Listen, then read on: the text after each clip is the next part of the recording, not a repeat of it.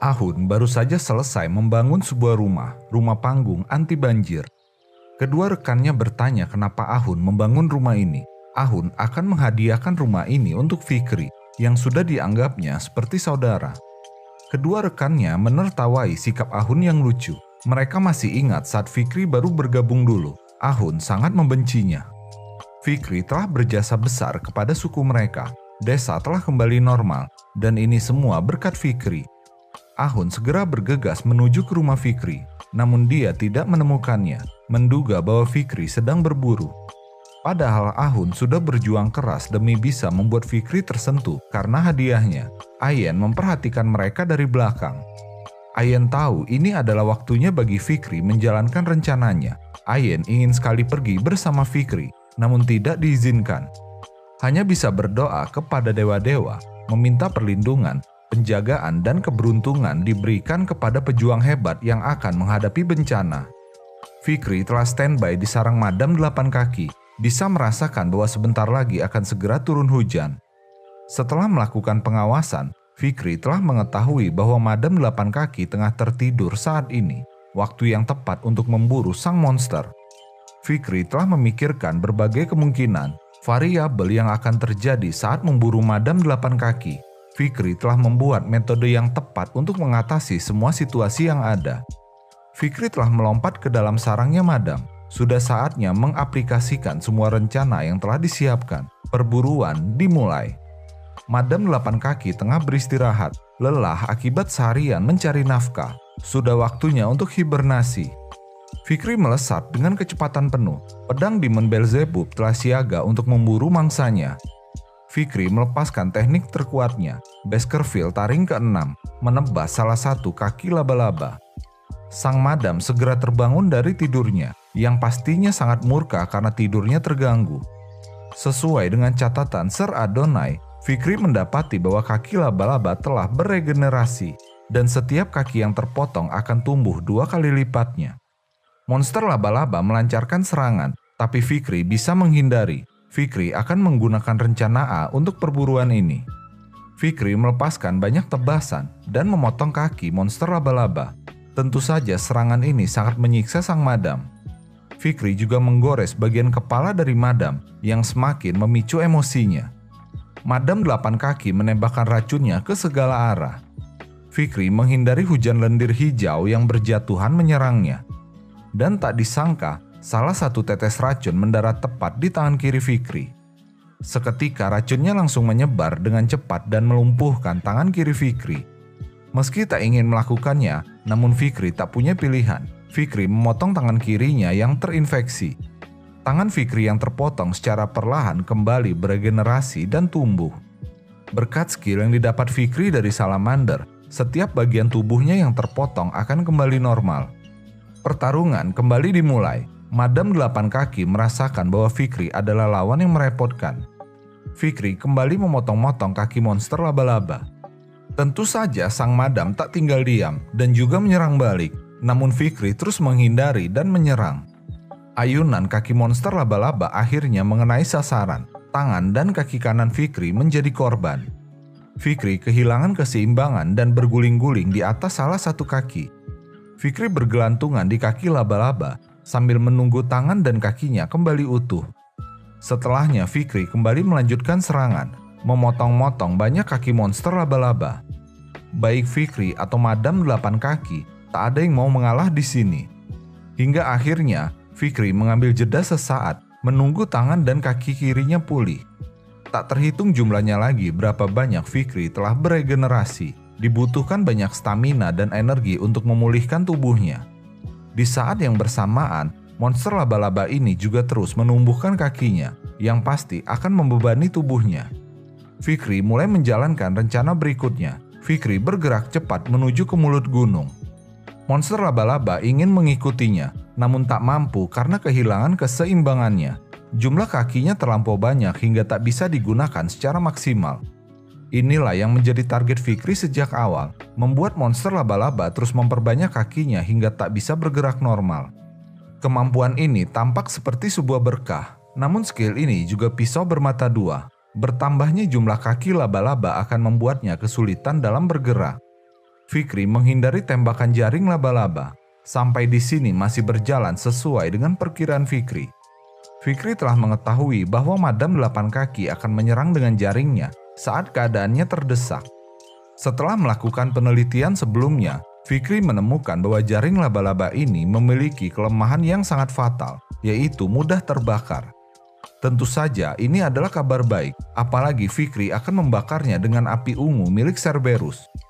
Sarang Madam 8 kaki dipenuhi akan jaringnya dan mayat-mayat dari korban yang telah mengeluarkan gas yang mudah terbakar. Kondisi yang sempurna untuk membuat sebuah kembang api yang sangat besar. Ini adalah balasan untuk Madam 8 kaki yang begitu serakah dan mabuk pada kekuasaannya. Sudah saatnya sang Madam menerima balasannya. Fikri menusuk salah satu mayat monster sekaligus membakar isi dalamnya. Api ungu menyebar ke segala arah. Saat melakukan penelitian, Fikri menemukan sebuah hal yang sangat menarik. Dulu saat bertemu dengan Cerberus di Gunung Lerok et Lenoir, Fikri merasa ada yang janggal. Kenapa monster ini bergerak jauh keluar dari wilayahnya dan suku Balak terus memburunya? Jawabannya karena perluasan wilayah Madam 8 kaki. Suku Balak dipaksa berpindah dan memasuki wilayah milik Cerberus. Fikri bisa memahami maksud sebenarnya dari Madam 8 kaki. Memaksa suku barbarian untuk memburu Cerberus hingga ke Gunung Lerok et Lenoir. Demi mengusir dan menjauhkan kelemahan terbesar Madam 8 kaki, yaitu api ungu milik Cerberus. Fikri tak menyangka bahwa kelemahan Madam ada padanya. Api ungu Fikri membakar apapun yang dilintasinya. Termasuk sang monster laba-laba yang tidak berdaya, yang tak bisa melakukan apapun. Fikri telah keluar dari dalam sarang Madam 8 kaki. Setelah menyadari kelemahan monster laba-laba, yang perlu dilakukan Fikri hanyalah menghentikan monster ini melarikan diri dari sarangnya. Monster laba-laba tak akan bisa memanjat karena kakinya yang sangat banyak, dan juga tak bisa menggunakan jaringnya karena api yang menyebar. Dalam situasi ini mustahil untuk melarikan diri. Sekuat apapun monster laba-laba, tetap tak akan bisa menahan gelombang api ungu. Suhu panas yang membara akan membakar organ dalam monster laba-laba. Kulit serta cangkang luar Madam 8 kaki akan meleleh karena api ungu. Yang Fikri perlu lakukan hanyalah menunggu kematian Madam 8 kaki. Setelah apinya padam, Fikri akan kembali masuk dan memeriksa kondisi Madam, juga merebut kemampuannya. Namun kemudian terjadi sebuah guncangan yang sangat kuat yang membuat Fikri jadi panik. Gunung yang menjadi markas dari monster laba-laba bergetar hebat dan hancur sebagiannya. Monster laba-laba menerobos keluar dengan menghancurkan gunungnya. Kondisi fisik dari monster laba-laba masih utuh. Tampaknya monster ini masih bertahan dari kobaran api ungu. Monster laba-laba menembakkan racunnya ke udara, yang kemudian berubah mekar menjadi kembang api hijau cendol. Racun ini menghujani kawasan perhutani, yang tentu saja akan menghancurkan ekosistem di sana. Fikri berlindung di bawah tubuh Madam 8 kaki. Tampaknya Madam tak menyadari keberadaan Fikri. Ditemukan bahwa mata dan kulit Madam 8 kaki telah terbakar, jadi penglihatan dan sensornya tak bisa digunakan. Lalu ada sebuah retakan di tubuh Madam, tampaknya karena benturan akibat memaksa keluar dari dalam gunung. Pertarungan ini belum berakhir, jadi Fikri akan melanjutkan perburuannya. Fikri telah siap dengan pedang demon. Fikri akan mengincar retakan yang ada di tubuh Madam 8 kaki, memusatkan serangannya di sana. Menggunakan teknik Baskerville taring ke-6, Fikri menghujam tubuh Madam 8 kaki. Namun serangan Fikri tidak membuahkan hasil yang bagus. Fikri tak bisa menghancurkannya dalam sekali serang. Fikri harus melakukan beberapa kali. Tepat saat akan mendaratkan serangan berikutnya, mata dari Madam 8 kaki telah beregenerasi dan kembali bisa digunakan. Fikri yang tengah melayang di udara tak bisa mengantisipasi serangan yang datang tiba-tiba kepadanya. Fikri terhempaskan sangat jauh. Dampak serangan ini sangatlah luar biasa. Fikri telah membuat kesalahan fatal. Fikri tak menyangka bahwa Madam bisa mengganti kulitnya dan meregenerasi seluruh bagian tubuhnya. Kedua kaki Fikri telah hancur dan regenerasinya juga melambat akibat kelelahan yang menumpuk. Fikri ingin segera bangun karena Madam 8 kaki tengah bergerak menuju kepadanya. Fikri yang tengah sekarat kedatangan tamu yang bertanya kenapa Fikri melawan monster ini. Fikri diminta untuk segera pergi meninggalkan hutan demi memenuhi tujuan utamanya, membalaskan dendam kepada Hugo. Harusnya Hugo adalah satu-satunya target yang ada di hidup Fikri. Sosok Fikri dari kehidupan sebelumnya terwujudkan di sana, meminta Fikri untuk segera menjalani kewajiban utamanya. Fikri diprotes karena dirasa menjadi tumpul, lambat dan lupa akan tujuannya sejak datang ke hutan ini. Fikri diingatkan kembali rasa sakit yang dialaminya dulu, rasa sakit akibat dikhianati Hugo, rasa sakit akibat kebencian kepada Hugo. Terutama momen di mana Fikri kehilangan hidupnya saat kepala terlepas dari tubuhnya. Satu-satunya alasan Fikri dibesarkan adalah untuk menjalankan misi yang diberikan oleh tuannya, Hugo. Tak peduli seperti apapun situasinya, misi lebih penting dibandingkan nyawanya sendiri. Begitulah cara Fikri dibesarkan, yang ditakdirkan untuk melayani tuannya hingga puas. Namun tepat saat hidupnya berakhir dieksekusi, Fikri baru menyadari hal terpenting. Saat itulah Fikri memahami bahwa jalan hidupnya selama ini sangatlah sia-sia dan tidak berarti. Itulah kenapa Fikri ingin membuat Hugo merasakan rasa sakit yang sama, keputusasaan akan hidupnya. Tapi Fikri yang sekarang seperti telah kehilangan tujuannya dan mengacaukan segalanya. Menghabisi hidup Hugo dan menghancurkan klan Baskerville, itulah tujuan Fikri sesungguhnya yang telah kembali mendapatkan hidupnya. Fikri memikirkan, apakah di masa lalu dia pernah berkeinginan untuk melawan perintah Hugo. Dan tepatnya ada satu kali, saat Fikri sedang menjalani misi, sempat terfikir untuk melarikan diri. Tapi Fikri tidak melakukannya dan memilih untuk kembali melalui jalan yang dituntun oleh rantai pengekangnya. Saat itu Fikri hanyalah salah satu dari sekian banyak anjing pemburu yang terlatih dengan baik untuk mematuhi perintah. Namun Fikri yang sekarang adalah sosok yang berbeda. Fikri tak ingin lagi terkekang oleh perintah dari Hugo atau kewajiban untuk membalaskan dendam. Fikri hanya ingin melakukan apapun yang diinginkannya tanpa intervensi dari siapapun. Saat Fikri dieksekusi, Fikri hanya memikirkan bahwa dia tak ingin lagi menjadi anjing pemburu yang menjalankan perintah Hugo. Fikri tak ingin mengambil tindakan yang akan disesalinya. Yang benar-benar Fikri inginkan adalah kebebasan. Sebagai manusia, Fikri hanya ingin menjalani hidupnya yang bebas. Kaki monster laba-laba menghujam dengan kuat, tapi Fikri berhasil menghindar di waktu yang tepat. Fikri akan melakukan semuanya, baik itu balas dendam atau melindungi rumahnya, tempatnya untuk kembali. Jadi untuk mewujudkan semuanya, Fikri bertekad untuk bangkit dan mengalahkan Madam 8 Kaki. Sebuah tembakan panah tepat mengenai kaki monster laba-laba yang tadinya akan dikirimkan untuk menyerang Fikri. Lalu disusul dengan tembakan beruntun lainnya yang menyiksa Madam 8 Kaki. Dari puncak sebuah bukit, warrior suku Balak datang membantu Fikri. Ayen bersama ibunya turun tangan langsung di sini. Ayen tak bisa membiarkan laba-laba melukai Fikri lebih lanjut.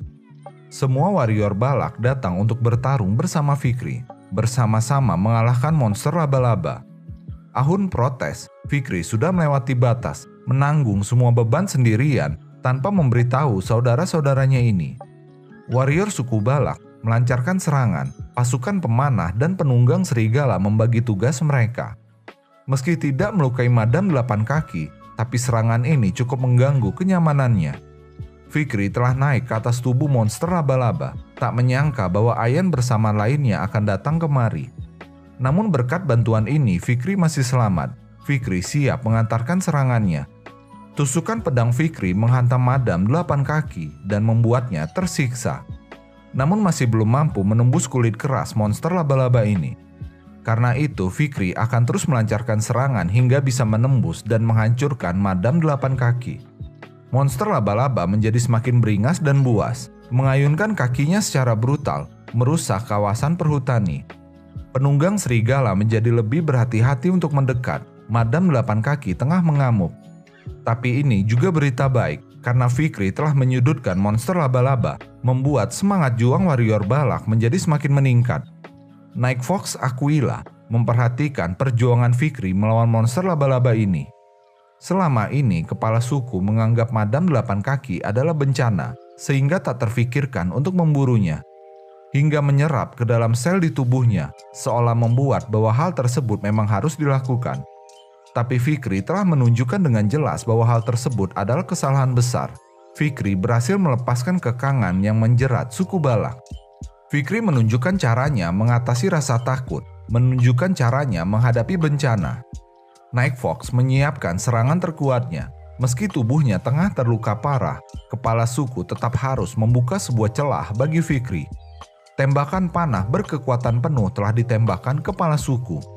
Serangan ini menghantam Madam 8 Kaki dengan telak dan dampaknya begitu luar biasa. Fikri tidak menyia-nyiakan kesempatan ini. Dengan seluruh kekuatan yang tersisa, Fikri melesat. Serangan Fikri menabrak Madam 8 Kaki. Belum beres rasa sakit akan serangan sebelumnya, Fikri telah menambahkan rasa sakit baru. Fikri akhirnya menembus kulit keras Madam 8 Kaki dengan teknik Baskerville taring pertama, Deeply Piercing Fang. Ayen dan Ahun mendapati bahwa Fikri masuk ke dalam tubuh monster laba-laba. Fikri melanjutkan serangannya, melancarkan taring kedua hingga taring kelima untuk menghancurkan organ dalam Madam 8 Kaki. Membuat monster laba-laba ini menjadi tak karuan kondisinya.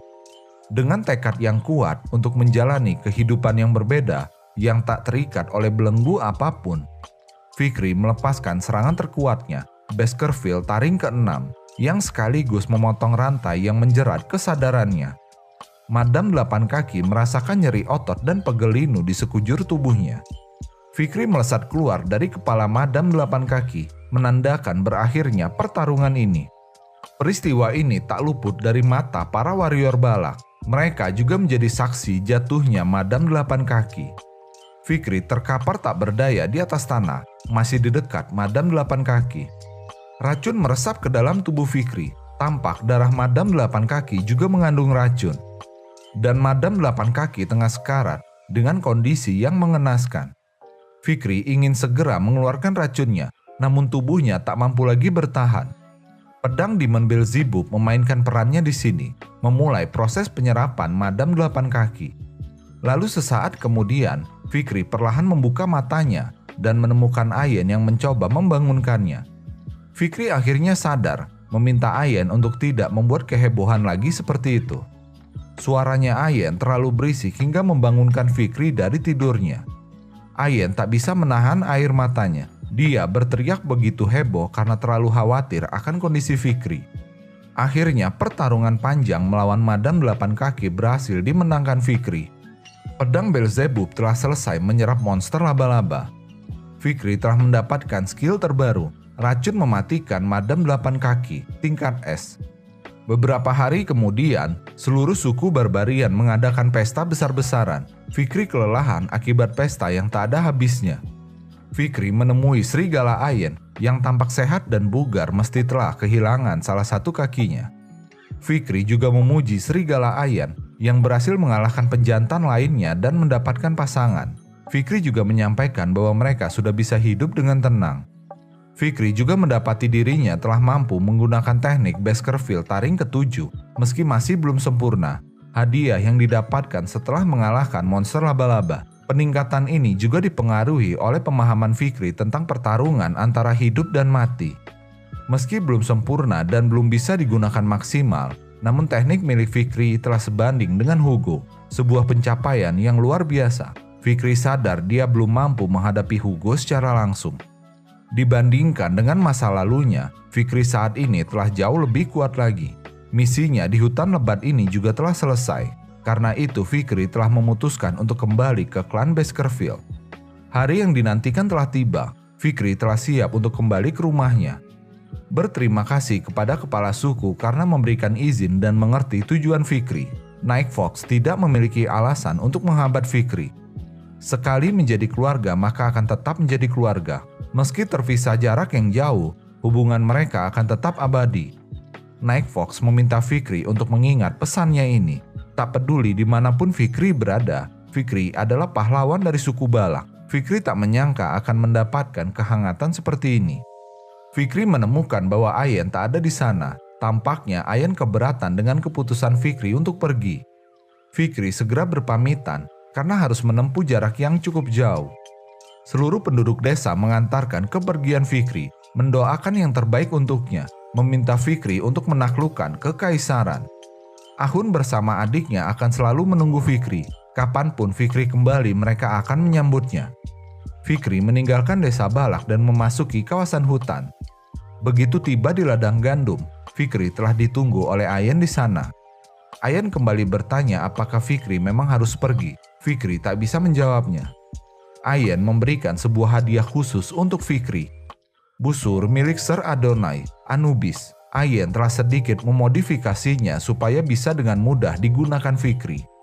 Ayen juga memberikan sebuah kalung untuk Fikri dengan rantai yang rusak. Saat Fikri pingsan, Fikri terus mengigau tentang rantai, anjing pemburu, dan lainnya. Karena itu, Ayen membuat hadiah ini. Bagi Ayen, Fikri bukanlah anjing pemburu. Ayen tak pernah bertemu anjing pemburu sebaik Fikri. Fikri lebih mirip seperti seekor serigala yang berpetualang dengan bebas. Fikri tak mengira akan mendengar hal ini dari mulutnya Ayen. Terakhir, Ayen memberikan sebuah kecupan hangat sebagai hadiah perpisahan. Ayen pernah melihat bahwa di Kekaisaran, orang-orang di sana saling berciuman sebagai tanda perpisahan. Ayen mendoakan perjalanan Fikri baik-baik saja dan aman sampai di tujuan. Fikri juga ingin kembali berjumpa dengan Ayen di masa depan, jadi mereka harus saling menjaga diri mereka hingga saat itu tiba. Dengan air mata yang tidak tertahankan, disertai senyum yang dipaksakan, Ayen melepas kepergian Fikri. Fikri telah tiba di benteng perbatasan wilayah Baskerville dengan klan Morge.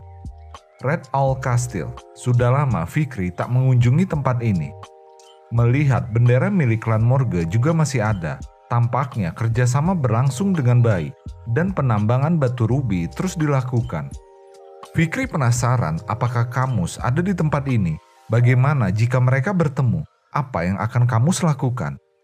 Memikirkannya saja sudah membuat kepala Fikri pusing. Jadi Fikri memutuskan untuk menghindari hal-hal yang akan melelahkannya. Fikri memilih untuk mencari penginapan karena sudah malam. Namun Fikri tak tahu lokasi hotel terdekat. Fikri menemukan sebuah patung emas yang megah. Tak tahu kapan patung tersebut dibuatnya. Untuk membangun patung ini, dibutuhkan izin dari kedua klan. Fikri tak yakin Hugo akan memberikan izin begitu mudah. Terdengar suara yang bertanya kepada Fikri, siapa dia dan apa yang dilakukannya. Penjaga keamanan memperingati Fikri untuk tidak menyentuh patung pahlawan. Jika mencoba mengambil emasnya, maka Fikri akan mendapatkan hukuman yang berat. Fikri malah bertanya, pahlawan apa yang ditunjukkan oleh patung ini? Penjaga mengerti. Tampaknya tamunya ini adalah turis jadi tidak mengetahui tentang pahlawan. Penjaga menjadi sangat bersemangat saat ingin menceritakan kisahnya. Tak menyangka masih ada orang yang tidak mengetahui tentang pahlawan ini. Namun penjaga akan menceritakan semuanya karena dia ada bersama pahlawan saat itu. Pahlawan memiliki kekuatan yang luar biasa, mengalahkan ribuan barbarian dengan teknik berpedangnya. Begitu gagah berani untuk masuk ke dalam situasi berbahaya demi menyelamatkan putri kesayangan klan Morge, Nona Camus Morge. Mengorbankan dirinya sendiri untuk mengulur waktu demi memberikan kesempatan kepada pasukan gabungan melarikan diri saat melawan monster raksasa. Cerita ini membuat penjaga sangat tersentuh, dan sebagai rasa terima kasih klan Morge membuat patung ini untuk menghormati pahlawan. Fikri jadi curiga. Perasaannya jadi tak enak. Patung ini adalah pahlawan hebat yang hidup di kota itu 2 tahun yang lalu. Namanya adalah Fikri van Baskerville, sang penyelamat Nona Camus Morge. Penjaga begitu bersemangat bercerita tentang kisah ini. Sementara Fikri merasa jijik karena kisah hidupnya menjadi terlalu lebay. Berpindah ke sebuah bar, di mana lokasi penginapan berada. Trio bunga sedang bersantai sambil mengenang masa lalu. Haixis masih mengingat dengan jelas pertemuan pertama mereka dengan Fikri yang membuat jantung berdetak tak karuan. Middle dan Lousis juga merasakan hal yang sama. Haixis mengakui bahwa dirinya menyadari kemampuan Fikri yang hebat sejak pertama kali bertemu. Penjaga yang ada bersemangat mendengar kisah ini. Lousis mengakui Fikri memiliki karisma yang luar biasa, membuat sekelilingnya tertarik kepadanya, namun sulit untuk mendekatinya. Middlesex menambahkan sejak saat itu, mereka menjalin hubungan yang baik dengan Fikri, meski mendapatkan gangguan dari trio kembar klan Baskerville. Haixis dibuat jatuh cinta pada pandangan pertama. Semua rasa sakit dan lelahnya hilang seketika saat bertemu dengan Fikri. Trio bunga meyakini bahwa patung emas Fikri tak bisa menggambarkan sosok aslinya yang begitu hebat. Telinga Fikri sakit mendengar kisah ini, jauh berbeda dengan kenyataannya. Meskipun banyak penambahan dan karangan pada cerita tersebut, namun satu hal yang tidak berubah adalah Fikri yang melawan Madam 8 Kaki saat itu. Malam ini Fikri mendapatkan banyak informasi tak terduga. Tepat 2 tahun lalu setelah Fikri menghilang, Hugo begitu murka saat mengetahuinya dan mendatangi wilayah klan Morge untuk membuat kekacauan. Demi meredakan amarah Hugo dan memperbaiki hubungan kedua keluarga besar, klan Morge memberikan kompensasi besar dan banyak hadiah lainnya kepada klan Baskerville. Namun masih belum cukup meredakan amarah Hugo. Fikri bisa memahami reaksi Hugo. Hadiah yang ada tak akan bisa menggantikan seorang anjing pemburu yang sangat berbakat. Haixis berharap Fikri masih hidup dan bisa menjadi pendampingnya. Middlesex tak terima. Mereka harus bersaing untuk mendapatkannya. Sementara, Lausis mengajak saudarinya untuk menjadi pasangan Fikri bersama-sama. Fikri sudah tak tahan mendengar kisah hidupnya yang dilebihkan. Fikri membayar minumannya. Saat Fikri hendak beranjak pergi, Haixis menangkap gelagat anehnya. Haixis meminta Fikri yang diduganya sebagai pria mencurigakan untuk diam di tempat dan tidak melakukan pergerakan aneh. Meski sedang mabuk, namun Haixis bisa merasakan bahwa Fikri sangat mencurigakan. Kedua saudarinya mencoba menenangkan situasi. Fikri tidak menanggapi permintaan Haixis, membuat kembar tertua ini menjadi emosi karena merasa diabaikan. Haixis menggunakan skillnya, akar serabutnya untuk menangkap Fikri, namun masih bisa dihindari. Begitu Fikri mendarat, semua senjata telah mengarah kepadanya, termasuk trio bunga langsung menjadi sangat waspada. Penjaga memaksa Fikri untuk melepas penutup kepalanya dan menyebutkan identitasnya. Fikri terjebak dalam situasi yang menyebalkan. Fikri membuka tudungnya, memang tak bisa terhindarkan lagi. Namun Fikri ingin memberitahukan klan Baskerville bahwa dirinya telah kembali. Trio bunga terpesona dengan ketampanannya Fikri. Trio bunga masih belum menyadari identitas Fikri. Sementara penjaga sebelumnya bisa merasakan bahwa pria di hadapannya sangat mirip dengan patung pahlawan. Meski ekspresinya sedikit berbeda, mata merah dengan rambut berwarna hitam. Seketika trio bunga kompak terguncang. Fikri Van Baskerville yang asli ada di hadapannya, namun mereka tak mengenalinya. Dipenuhi dengan kehebohan dan teriakan histeris, suasana di dalam bar berubah menjadi meriah. Keesokan harinya, Fikri memutuskan untuk melanjutkan perjalanan. Trio bunga telah memberikan perlengkapan yang dibutuhkan Fikri dan juga seekor kuda. Trio bunga saling memperebutkan perhatian Fikri, terutama High dan Middlesex yang terus berdebat. Trio bunga juga telah mengirimkan berita kembalinya Fikri ke seluruh wilayah kekaisaran. Fikri tak pernah memintanya, yang diinginkan Fikri hanyalah menghubungi klan Baskerville. Trio bunga bersepakat bahwa berita baik harus segera diumumkan. Trio bunga menawarkan diri untuk mengantar Fikri, namun Fikri menolak karena mereka sedang bertugas. Haixis meyakinkan bahwa mereka sedang tak ada pekerjaan, dan Fikri tetap mengabaikannya. Fikri baru sadar bahwa dia tak melihat keberadaan Kamus Morge, bertanya kabar dan kegiatan Kamus Morge saat ini. Haixis menjelaskan kalau Kamus sedang menjalani pelatihan tertutup. Setelah mundur dari Hall of Light milik pamannya, Adolf, Kamus bergabung ke dalam Hall of Darkness, sedang berlatih di sana. Middle dan Low baru mengingat tentang Kamus. Bisa gawat jadinya jika Kamus mengetahui bahwa mereka merayu Fikri. Hall of Darkness, dalam ingatan Fikri akan masa lalu, Kamus memiliki hubungan yang buruk dengan pimpinan tempat tersebut. Tampaknya masa depan akan banyak berubah. Fikri meminta trio bunga untuk menyampaikan pesannya, akan menemui Kamus saat waktunya senggang, dan meminta Kamus untuk meninggalkan Hall of Darkness. Fikri berlalu pergi setelahnya, meninggalkan trio bunga dalam kebingungan melihat sikapnya yang begitu santai dan tenang.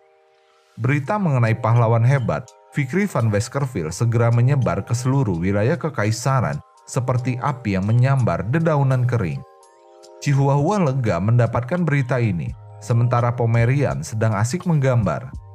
Cindy Wendy juga mendapatkan kabar baik ini. Sekarang dia sedang menjaga Judy, si bocil pemenang undian Fikri. Adol Morge tengah menyendiri saat membaca berita. tak mampu membendung air matanya.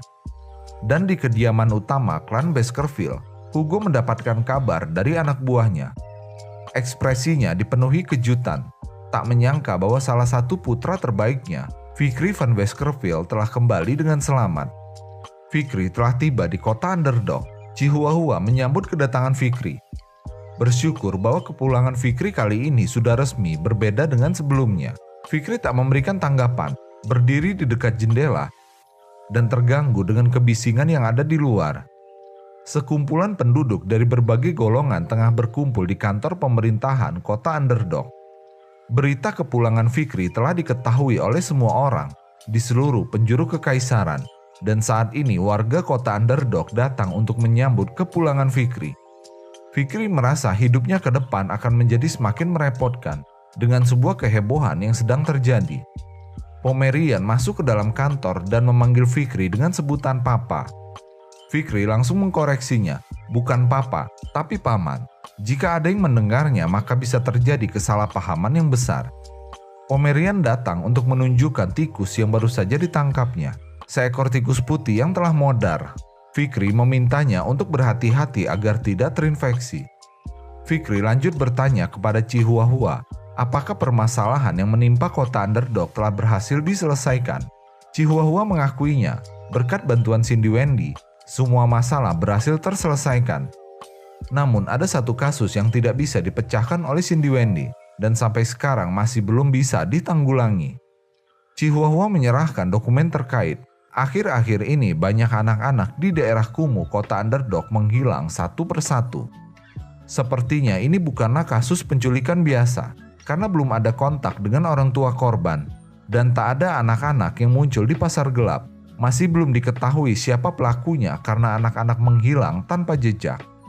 Tidak ditemukan bukti yang kuat, namun Chihuahua meyakini bahwa pelakunya adalah orang yang sama. Vickery tidak memberikan tanggapan, namun jiwanya terguncang karena melihat dokumen terkait. Kasus ini mengingatkan Vickery akan masa lalunya yang kelam. Kasus serupa yang sebelumnya dituduhkan kepada Vickery, dijebak dan dijadikan tersangka atas menghilangnya anak-anak kota Underdog. Harusnya kejadian ini baru akan terjadi beberapa tahun lagi. Jadi Vickery menduga bahwa kasus ini mirip dengan kasus yang dituduhkan kepadanya. Teriakan Pomerian mengalihkan perhatian Vickery, meminta Vickery untuk melihat hasil kerjanya. Pomerian berhasil menghidupkan tikus putih yang telah mati sebelumnya. Vickery memastikan apakah Pomerian membangkitkannya kembali. Pomerian mengakuinya. Vickery meyakini bahwa Pomerian baru saja menggunakan revival magic yang menggunakan mana kegelapan. Vickery bertanya kapan Pomerian mempelajari sihir ini. Sambil gugup gemetaran, Pomerian mengakui bahwa 3 hari terakhir dia melakukannya. Saat di desa Rokoko, Pomerian melihat penduduk di sana menggunakan sihir ini. Jadi Pomerian meniru mereka. Vickery tak menyangka bahwa Pomerian bisa menggunakan black magic hanya dengan melihatnya saja. Orang-orang jenius dari klan Baskerville dan klan Morgue baru bisa merasakan mana di usia 8 tahun. Tapi Pomerian sudah bisa menggunakan black magic di usia 5 tahun. Pomerian pasti akan menjadi anak paling jenius dalam sejarah klan Baskerville yang ahli menggunakan black magic. Vickery penasaran bagaimana pendapat Hugo tentang fakta ini. Vickery yakin bahwa Hugo tak akan bisa mengendalikan dirinya. Jadi Vickery memutuskan untuk tidak mempertemukan Hugo dengan Pomerian. Chihuahua mendapatkan surat dari Merpati Pos. Mereka mendapatkan masalah besar di sini. Chihuahua menjelaskan bahwa kepala keluarga Hugo akan datang ke kota Underdog sebentar lagi. Dan saat hari sudah gelap, Hugo tiba di depan kantor pemerintahan. Hugo pasti langsung bergerak setelah menerima kabar tentang Vickery. Scene berlanjut ke dalam kantor. Terjadi ketegangan di dalam ruangan tersebut. Suasana canggung dan menakutkan. Vickery tak menduga kedatangan Hugo membuat mereka harus menyembunyikan Pomerian di ruangan lainnya, berharap tak akan ada masalah yang berarti. Hugo bertanya bagaimana kondisi Vickery, yang dijawab bahwa selama ini dirinya fokus pada pemulihan, sembari hidup bersama dengan suku Barbarian. Vickery mengakui bahwa dia menjalin hubungan baik dengan suku tersebut, agar dapat memahami mereka dengan baik. Vickery juga telah menyiapkan rencana untuk menumpas seluruh Barbarian yang ada. Hugo penasaran dengan rencana Vickery, meminta dijelaskan. Fikri berniat menggunakan barang-barang dagangan kekaisaran untuk mengendalikan suku barbarian. Perhiasan, kain wol, bahan makanan, sayur-sayuran, dan buah-buahan. Dengan semua komoditi ini, mereka bisa mengendalikan suku barbarian. Hugo merasa rencana ini lebih mirip dengan perdagangan biasa ketimbang penaklukan. Fikri menjelaskan bahwa pada akhirnya nanti, Fikri akan membuat suku barbarian tergantung kepadanya, lalu saling menumpahkan darah di antara mereka. Fikri akan mengendalikan barbarian untuk menumpas monster-monster yang ada dengan bayaran barang-barang dagangan tersebut. Hugo mengerti menggunakan barbarian untuk menaklukkan monster dan juga sekaligus memperluas wilayah klan Baskerville. Hugo senang dengan rencana ini, sungguh sempurna tanpa perlu mengotori tangan sendiri, menyanjung Fikri sebagai salah satu anak terbaiknya. Hugo mempercayakan Fikri sebagai penanggung jawab rencana tersebut. Chihuahua tertekan dengan suasana yang ditunjukkan Fikri dan Hugo. Barrymore telah lama tak melihat Hugo tertawa licik seperti tadi.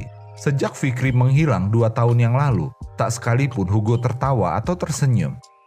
Fikri akan mengatur sedemikian rupa hingga suku Balak berhasil diamankan dan menjauh dari jangkauan klan Baskerville hingga kekuatan tempur suku Balak meningkat. Dari sudut pandang Hugo, rencana ini akan mendorong suku barbarian hingga masuk ke dalam kematian mereka sendiri. Namun kenyataannya, Fikri hanya akan mengembalikan suku Balak ke wilayah mereka sendiri yang sebelumnya dikuasai oleh Madan 8 kaki. Hugo tidak mengetahui kondisi asli di dalam hutan, meyakini bahwa suku barbarian akan terjebak perangkap Fikri dengan mudah. Namun nyatanya, Fikri akan membuat suku Balak menjadi kekuatan utamanya. Hugo mengingatkan satu hal terpenting di sini, memperingatkan Fikri dengan tekanan yang mengancam untuk tidak berniaga dengan suku Rokoko. Hugo menegaskan bahwa semua suku barbarian harus dimusnahkan dari dunia ini. Fikri akan mengingat pesan ini dengan baik, namun dalam hatinya, Fikri tak menyangka bahwa Hugo masih menyimpan dendam sebesar itu. Nyawa dari Chihuahua hampir melayang seketika. Hugo meminta maaf atas sikap berlebihannya. Setelah lama tak bertemu malah membahas masalah sensitif, Hugo meminta Fikri untuk tidak memaksakan dirinya lagi di garis depan. Setelah Fikri menyelamatkan Camus Morgue dan menghilang kemudian, klan Baskerville mendapatkan banyak keuntungan dari klan Morgue. Keluarga kekaisaran menganggap tindakan Fikri sebagai aksi heroik yang terpuji dan memberikan penghargaan kepada klan Baskerville. Namun Hugo merasa itu tak ada artinya dibandingkan dengan kehilangan seorang anak yang berbakat. Semua harta berharga, tahta, penghargaan tak akan bisa menggantikan rasa kehilangan seorang ayah terhadap putra tercinta. Hugo berharap Fikri bisa menjaga dirinya lebih baik lagi dan tidak mengulangi tindakan yang sama di masa depan. Namun Fikri menganggap respon Hugo ini adalah bentuk kemunafikan. Masih teringat jelas saat malam Fikri ditangkap sebelum dieksekusi. Sensasi pedang yang tertancap di punggungnya dan tatapan dingin dari seluruh anjing pemburu yang sejatinya adalah rekan seperjuangan. Saat itu Fikri tersadarkan bahwa dia telah dibuang oleh tuannya. Hugo tidak memberikan kesempatan kepada Fikri untuk menjelaskan. Jadi Fikri tak akan tertipu dengan sikap Hugo saat ini hingga menumpulkan taringnya.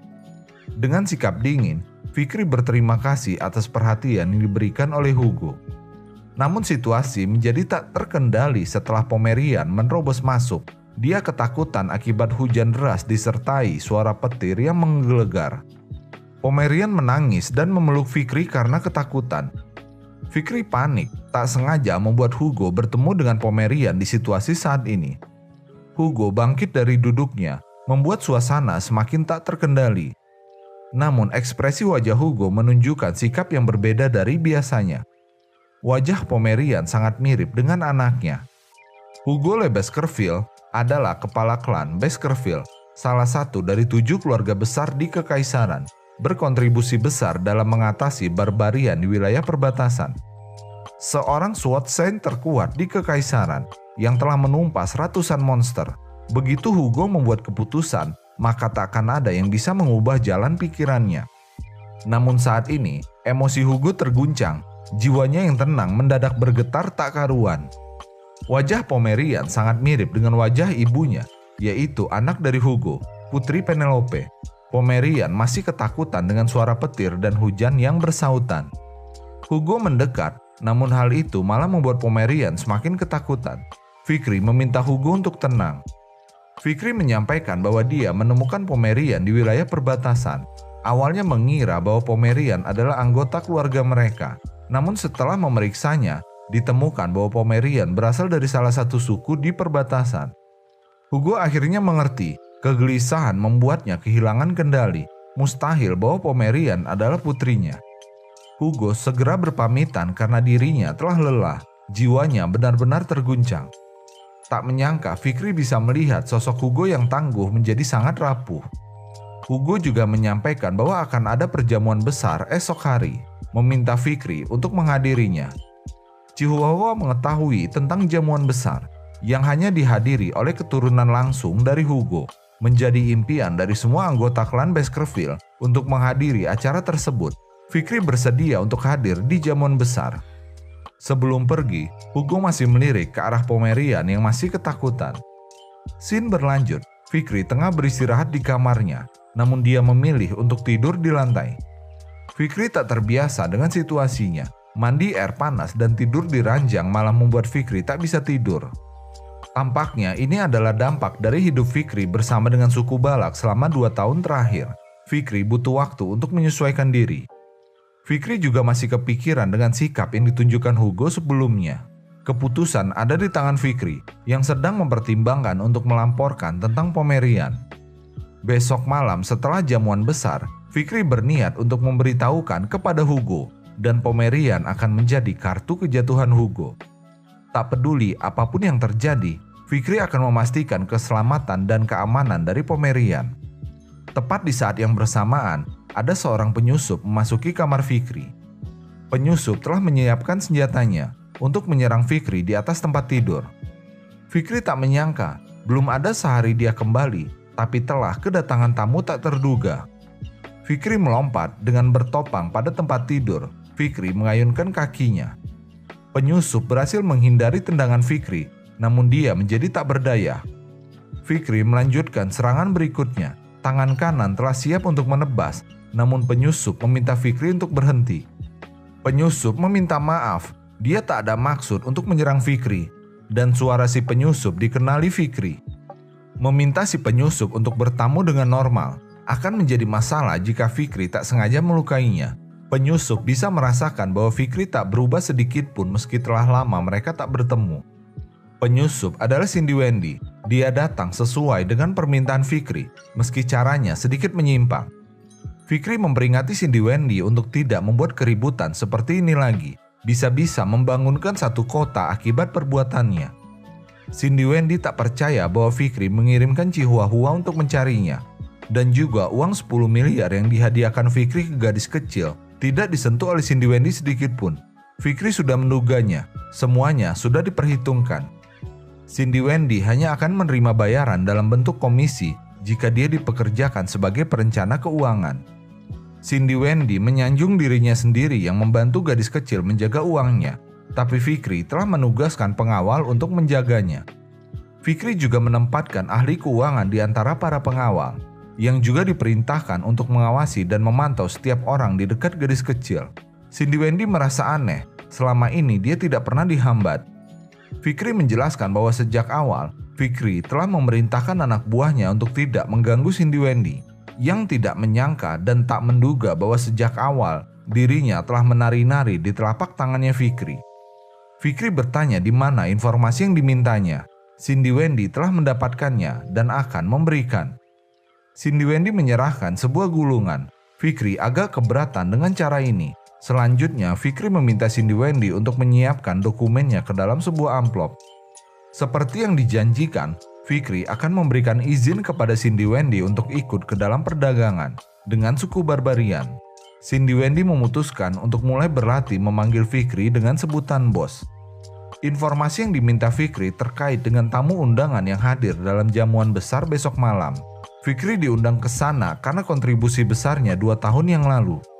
Pertama pastinya adalah Hugo Le Baskerville. Fikri tidak memerlukan informasi tentangnya.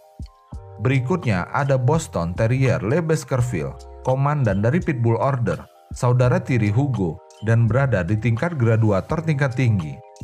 Berikutnya, Gridden Le Baskerville, komandan dari Mastiff Order, berada di tingkat graduator tingkat tinggi dan memiliki hubungan buruk dengan Boston. Fikri tak percaya kedua pamannya menghadiri jamuan besar ini, di mana biasanya mereka enggan untuk datang. Cindy Wendy yakin mereka ingin bertemu dengan Fikri yang telah kembali dari kematian. Cindy Wendy juga yakin bahwa Fikri akan coba direkrut ke dalam satuan yang dipimpin oleh pamannya. Fikri yakin besok hari akan sangat melelahkan. Berikutnya ada Osiris Le Baskerville, tingkatan graduator tingkat tinggi, putra tertua Hugo dan menempati posisi pertama sebagai kandidat kepala keluarga selanjutnya. Osiris adalah kopian sempurna dari Hugo saat masih muda. Ilmu berpedangnya sangat tinggi dan telah dievaluasi untuk segera mencapai tingkatan Swordsmaster. Sebelum beregresi, Fikri hanya beberapa kali melihat Osiris dari kejauhan. Sosok dingin dan pendiam, bahkan tidak menyapa saudaranya dari garis keturunan langsung. Cindy Wendy bertanya, Osiris termasuk ke dalam orang terkuat dalam keluarga Baskerville. Lebih kuat mana antara Fikri dan Osiris? Fikri memintanya untuk tidak membandingkan sesuatu yang percuma. Berikutnya adalah Seth Le Baskerville. Selama ini sedang menjalani pelatihan tertutup, tapi secara tak terduga berniat hadir dalam jamuan besar. Dibandingkan dengan semua saudaranya, kemampuan Seth dalam ilmu berpedang sangatlah kurang dan fisiknya juga sangat lemah. Namun termasuk ke dalam anggota Baskerville yang bersikap lembut dan baik hati. Anjing pemburu yang terluka dan tak berguna akan dianggap sampah, dan Seth adalah satu-satunya orang yang bersedia merawat dan menguburkan mereka. Hanya Seth yang dihormati Fikri di dalam keluarga besar klan Baskerville. Fikri tak menyangka akan bertemu Seth secepat sekarang, jadi Fikri akan mempersiapkan diri. Fikri telah menyelesaikan bacaannya. Cindy Wendy berusaha keras mendapatkan informasi itu. Lantas kenapa Fikri tampak tak serius? 3 orang terakhir yang menjadi tamu undangan dikenal Fikri dengan sangat baik. Mereka adalah trio kembar Baskerville. Fikri sangat yakin pada jamuan besar besok malam akan ada banyak hal menarik yang terjadi. Malam jamuan besar telah tiba. Fikri berdiri di depan pintu masuk menuju ke ruangan acara. Setelah memantapkan hatinya, Fikri memasuki ruangan itu dengan penuh percaya diri. Di dalamnya, semua tamu undangan telah hadir dan sedang menunggu kedatangan Fikri. Perhatian semua tamu undangan langsung tertuju kepada Fikri. Semuanya menyambut dengan senyum yang melebar. Fikri Van Baskerville datang ke jamuan besar sesuai dengan undangan dari kepala keluarga. Fikri berterima kasih karena diberikan kesempatan ini. Hugo begitu senang dengan kedatangan Fikri, mempersilahkannya duduk karena acara akan dimulai. Makan malam tengah berlangsung, suasana tampak tegang, tak ada satupun yang bersuara. Paman Boston akhirnya berbicara, dia merasa daging stik yang disajikan tampaknya kurang matang. Hugo lantas bertanya apakah Boston tidak terlalu menyukai makanan yang dipilihkannya ini. Boston tak ada maksud begitu. Boston merasa daging yang disantap saudaranya yang kurang matang. Gridden bertanya balik, apakah Boston ada masalah dengan hal tersebut, karena Gridden sendiri tidak keberatan sedikit pun. Boston tak mau jamuan besar ini terganggu akibat ulah dari Gridden yang tidak menikmati makanannya. Apalagi hal tersebut akan mengganggu Fikri yang menjadi bintang utama malam ini. Gridden tak terima. Sebagai seorang paman, tentu saja Gridden juga ingin keponakannya menikmati pesta penyambutannya ini. Ujung dari perdebatan ini mengarahkan kepada perebutan akan Fikri. Kedua adik dari Hugo ingin mendapatkan Fikri untuk bergabung ke dalam satuan yang mereka pimpin. Fikri tak suka dengan situasi ini, dipaksa dan diarahkan untuk memilih sesuatu yang tidak diinginkannya. Jika tawaran ini datang di masa lalu, maka Fikri akan menerima tawaran ini dengan tangan terbuka karena bisa menjamin keberlangsungan hidupnya. Namun sekarang semua sudah berbeda. Saat ini Fikri memandang satuan yang dipimpin pamannya tak lebih seperti sekumpulan anjing kampung. Barrymore menuangkan minuman untuk Hugo. Bisa merasakan suasana hati Hugo saat ini sedang baik. Adik-adiknya yang biasanya menolak menghadiri acara ini tiba-tiba datang untuk menunjukkan kasih sayangnya kepada Fikri. Momen ini tak lepas dari perhatian Fikri. Barrymore selalu menafsirkan semua yang terjadi dari sudut pandang yang positif. Dan Hugo merasa terhibur dengan perdebatan saudaranya. Boston bertanya kepada Fikri, Sudah 2 tahun Fikri menghabiskan hidupnya di dalam hutan lebat. Boston penasaran berapa banyak barbarian dan monster yang telah dikalahkan oleh Fikri. Boston meminta Fikri untuk membagikan pengalamannya. Gridden juga ingin mengetahui perkembangan Fikri saat ini. Dia juga bersimpati saat mengetahui bahwa Fikri menghabiskan waktu berharganya di dalam hutan yang berbahaya. Hugo meminta adiknya untuk tidak terlalu berlebihan, biarkan Fikri makan dahulu. Boston dan Gridden tak bisa menahan rasa penasarannya. Karena itulah mereka buru-buru datang ke jamuan ini dan meninggalkan tugas mereka. Hugo langsung melepaskan tekanan yang begitu kuat, yang membuat adik-adiknya gemetar ketakutan. Hugo tak suka mengulang perkataannya, jadi jangan membantah ucapannya. Fikri bangkit dari duduknya. Fikri merasa tak sulit untuk menunjukkan perkembangannya saat ini. Hugo bertanya apakah Fikri tidak lelah setelah menempuh perjalanan yang cukup jauh. Fikri tak masalah sedikit pun. Fikri yakin skillnya bisa ditunjukkan di mana saja dan kapan saja. Menjalani kehidupan sehari-hari dengan baik merupakan perpanjangan dari latihan yang intens. Fikri mengetahui bahwa Boston menuangkan terlalu banyak wine ke gelasnya, dan daging steak milik Gridden memang kurang matang. Fikri menempatkan jari telunjuknya di atas meja dan memusatkan konsentrasinya. Fikri melepaskan mananya yang langsung memasak daging steak milik Gridden dan wine milik Boston. Seketika tingkat kematangan daging steak telah maksimal dan minuman milik Boston telah sesuai takarannya. Gridden dan Boston sangat takjub dengan hal ini. Mereka semakin kagum dengan Fikri. Dengan menggunakan satu jarinya, Fikri menyelesaikan semua masalah yang ada. Fikri telah mencapai graduator tingkat menengah di usia 17 tahun, di mana biasanya tingkatan ini dicapai pada usia 30 tahun. Boston begitu iri dengan Hugo yang memiliki seorang putra yang sangat berbakat.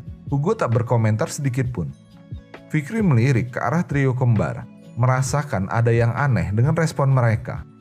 2 tahun yang lalu, saat menghadapi Madam 8 Kaki, Fikri telah menunjukkan kemampuannya, tapi kenapa tak ada satupun yang mengetahui? Seharusnya trio kembar mengetahui kekuatan Fikri saat itu, lantas kenapa mereka tidak melaporkannya kepada Hugo? Osiris, anak pertama Hugo, angkat bicara, memuji pencapaian Fikri, namun juga meminta Fikri untuk terus berlatih dan melanjutkan pencapaiannya ini. Fikri berterima kasih atas pujiannya. Fikri merasa aneh, tak biasanya Osiris berbicara bahkan memuji seseorang. Sebagai seorang penerus dan anak yang paling mirip dengan Hugo, Osiris begitu dingin dan acuh, tapi sekarang menunjukkan reaksi yang berbeda. Seth juga merasa ada yang aneh.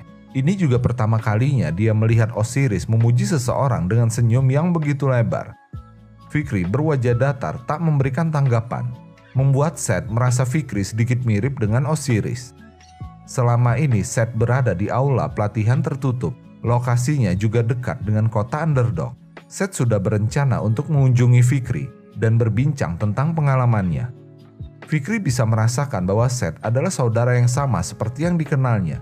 Sikapnya yang ramah berbeda jauh dengan semua orang di Baskerville. Di masa lalu, Fikri sempat menjadi pelayan dari Seth, menghabiskan banyak waktu bersama-sama di tengah kerusuhan saat itu. Hanya Seth yang mau memperhatikan anjing pemburu yang terluka dan tengah gugur. Bahkan ketika Fikri difitnah dan dijebak, Seth tetap membantunya dan mempercayai Fikri hingga akhir kematiannya. Satu-satunya orang yang ingin Fikri temui dalam jamuan besar malam ini. Seth berharap ke depannya dia dan Fikri bisa lebih banyak bertemu. Fikri merasa ada yang aneh. Sejak masuk ke dalam ruangan, Fikri bisa mencium bau yang sangat menjijikan, bau yang tidak mengenakan. Bau busuk yang Fikri ingat dengan jelas dari masa lalunya, yaitu bau dari demon. Ada seekor demon yang bersembunyi di antara tamu undangan yang hadir. Fikri mencari dan memperhatikan semua orang yang ada, hingga bisa merasakan bahwa bau ini datang dari Seth. Lantas, apa hubungan Seth dengan demon? Apakah Seth menjalin kontrak terlarang untuk mendapatkan kekuatan? Fikri terjebak dalam percakapan intens dengan Seth yang terus saja meracaukan banyak hal. Seth yang sangat ramah juga baik pada semua orang, bahkan bertanya keadaan dari pelayan yang ada. Benar-benar orang yang sama dengan orang yang dikenalnya di masa lalu. Lantas kenapa Seth bisa berhubungan dengan demon? Seth berbasa-basi dengan membahas tentang Fikri yang menjabat sebagai wakil konsul kota Underdog.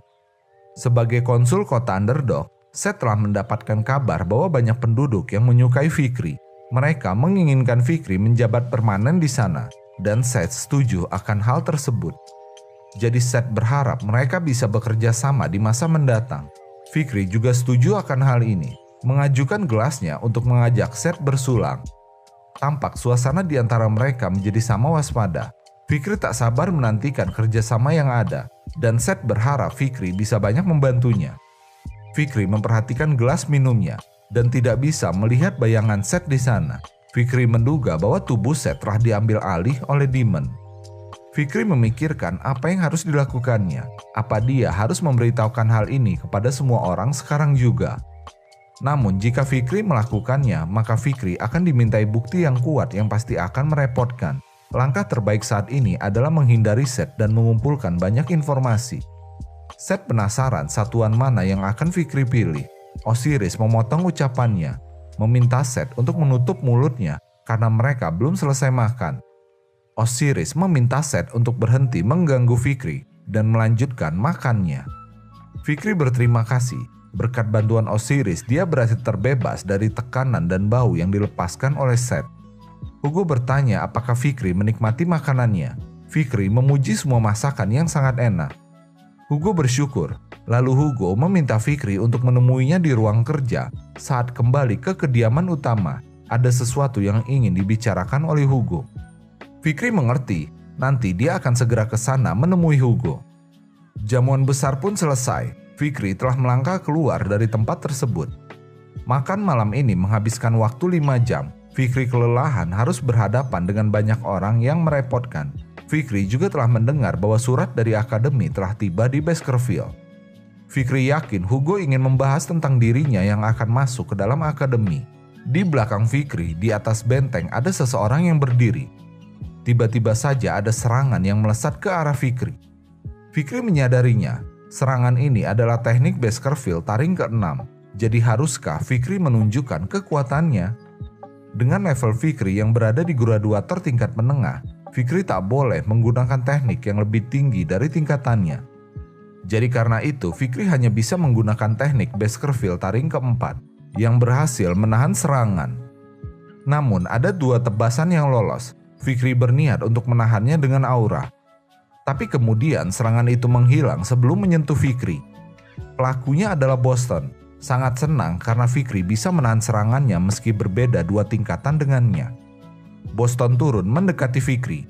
Boston sangat yakin bahwa Fikri adalah bibit yang unggul. Boston juga yakin bahwa Gridden merasakan hal yang sama. Gridden dan Boston memiliki niat yang sama untuk menguji Fikri.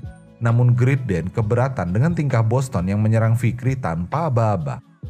Boston menyerang Fikri dengan niat membunuh yang kuat. Jika Hugo mengetahui tentang hal ini, maka Boston bisa diasingkan selama berbulan-bulan.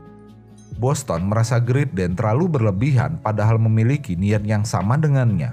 Boston juga telah menyesuaikan serangannya agar menghilang tepat di hadapan Fikri. Perdebatan terus berlanjut di antara Boston dan Gridden, membuat Fikri tersisihkan dari panggung di sana. Tak ada satupun dari mereka yang ingin mengalah demi mendapatkan Fikri. Pertikaian ini semakin memanas karena mengungkit dosa masa lalu. Sebagai saudara yang tumbuh besar bersama, banyak kisah yang terjadi di antara mereka. Candaan ringan telah berubah menjadi hinaan yang menyakitkan. Boston dan Gridden memutuskan untuk bertarung. Siapapun yang menang akan mendapatkan Fikri, dan si bocah ajaib memilih kabur dari tempat itu. Fikri memperhitungkan serangan yang dilepaskan Boston sebelumnya tak terlalu kuat dan mematikan. Serangan terkuat milik Boston dan Gridden adalah Baskerville taring ke-6. Fikri yang aslinya adalah graduator tingkat tinggi telah mencapai taring ke-7. Jika menambahkan Blessing Sungai Styx dan menggunakan pedang Demon Beelzebub, maka Fikri yakin bahwa dia bisa dengan mudah mengalahkan kedua pamannya. Ditambah skill milik pedang Demon membuat serangan Fikri menjadi lebih bervariatif. Langkah Fikri kembali terhenti dengan tamu tak terduga yang datang. Trio kembar memang menunggu Fikri di tempat ini. Fikri bertanya apakah mereka berniat untuk bertarung dengannya. Fikri siap. Harusnya trio kembar menyadari dengan baik perbedaan kekuatan di antara mereka. Fikri akan menghabisi siapapun yang berani mengancamnya. Namun faktanya tidak demikian. trio kembar berlutut dengan pedang yang diletakkan di atas kaki mereka. Fikri agak bingung. Posisi ini membuktikan bahwa trio kembar ingin mengikrarkan sumpah mereka. Posisi pedang yang akan menembus kaki dalam satu tekanan, artinya trio kembar menyerahkan hidup mereka ke tangan orang lain. Fikri bertanya apa yang ingin trio kembar lakukan, apa yang sedang mereka coba buktikan di sini. Trio kembar kompak menjawab bahwa mereka ingin membayar hutang yang ada. Hikeboro angkat bicara. Saat pertama kali bertarung dengan Fikri, dia mulai merasakan ketakutan. Lalu Middleborough mulai mengakui kemampuan Fikri setelah berhasil mengalahkan Cerberus. Lowborough semakin terkesan saat Fikri bisa mengalahkan troll dalam ujian waktu itu.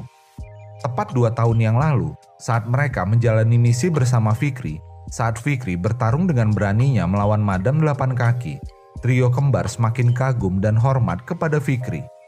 Setelah itu, trio kembar berdiskusi dan telah mengambil sebuah keputusan.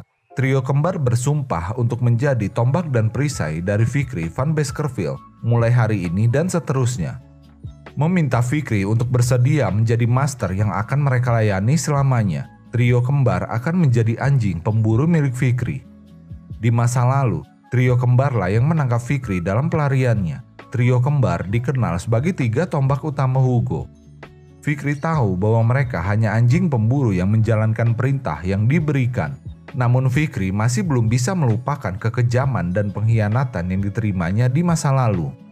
Fikri tidak membutuhkan sumpah yang diucapkan oleh trio kembar. Saat ini Fikri terlalu lelah untuk memberikan jawaban, meminta trio kembar untuk melakukannya lagi di lain waktu. Fikri akan memanfaatkan mereka sebanyak mungkin. Tak lama lagi mereka akan sering bersama, dan banyak hal di masa depan yang belum bisa dipastikan. Jadi mereka harus membuktikan ucapan sebelumnya. Trio kembar sumringah, senang dengan tanggapan Fikri, dan Fikri sendiri berlalu begitu saja. Fikri masih memikirkan tentang Seth yang tubuhnya telah diambil alih oleh Demon. Fikri akan meminta Cindy Wendy untuk menyelidiki dan mengumpulkan informasi. Tak peduli apapun yang terjadi, Fikri akan membasmi semua demon yang ada. Tapi saat ini ada hal yang lebih penting yang harus dilakukannya. Selang beberapa hari kemudian, Fikri kembali ke kediaman utama Baskerville. Hugo menyerahkan surat pemberitahuan yang dikirimkan oleh akademi. Ini adalah bagian yang dijanjikan Hugo sebelumnya. Fikri akan dikirim ke dalam akademi. Fikri memang sudah menduga bahwa Hugo memanggil karena alasan ini. Lembaga pendidikan terbesar yang didukung penuh oleh Kekaisaran Rock, Akademi Colosseo. Jika lulus dari akademi ini, maka akan memulai pendidikan elit di istana kerajaan atau malah tingkatan yang lebih tinggi lagi. Di masa lalu, Fikri masuk ke dalam akademi ini karena menjadi pelayan dari trio kembar. Fikri yang memiliki banyak bekas luka di wajahnya mendapatkan banyak penghinaan yang menyakitkan, tapi sekarang situasinya telah jauh berbeda. Hugo bertanya apakah trio kembar yang Fikri ajak bersama akan banyak membantunya. Lalu apakah Fikri ingin mengajak orang lain lagi bersamanya? Sebelum itu, ada beberapa hal yang ingin Fikri tanyakan. 2 tahun yang lalu saat Fikri menghilang, Hugo menerima banyak hadiah kompensasi dari klan Morge. Jadi karena itu, Fikri ingin meminta sesuatu. Hugo bersedia dan meminta Fikri untuk menyebutkan apapun yang diinginkannya. Fikri tidak ingin hadiah apapun. Fikri ingin Hugo bercerita tentang kisah masa lalu. Hugo bertanya cerita yang mana, dan Fikri meminta maaf sebelumnya. Fikri ingin Hugo bercerita tentang Nyonya Roxana dan Nona Penelope. Sebuah keinginan yang menggetarkan jiwa dari Barrymore. Aura di sekitarnya berubah dan suasana menjadi mencekam. Hugo kembali meminta Fikri untuk mengulangi pertanyaannya. Fikri telah mengetahui bahwa Nyonya Roxana telah meninggal, dan putri buah cinta mereka adalah Nona Penelope. Fikri ingin mengetahui lebih banyak tentang Nona Penelope. Hugo tak paham dari mana Fikri bisa mengetahui nama itu. Hugo ingin tahu alasan Fikri menanyakan hal ini. Jika hanya karena rasa penasaran, maka Hugo tidak akan segan lagi kepada Fikri. Tak gentar sedikit pun, Fikri ingin mendengarkan cerita Hugo secara lengkap dahulu. Baru setelah itu dia bisa memberitahukan alasannya. Fikri meyakini bahwa ini bukanlah rasa ingin tahu belaka. Fikri memiliki alasan yang kuat, jadi meminta Hugo untuk percaya kepadanya. Fikri ingin mengetahui tentang masa lalu Hugo, terutama kejadian penculikan Nona Penelope. Informasi ini dibutuhkan Fikri untuk mengungkap keberadaan Pomerian kepada Hugo. Fikri juga ingin membuktikan cerita yang diutarakan Barrymore sebelumnya.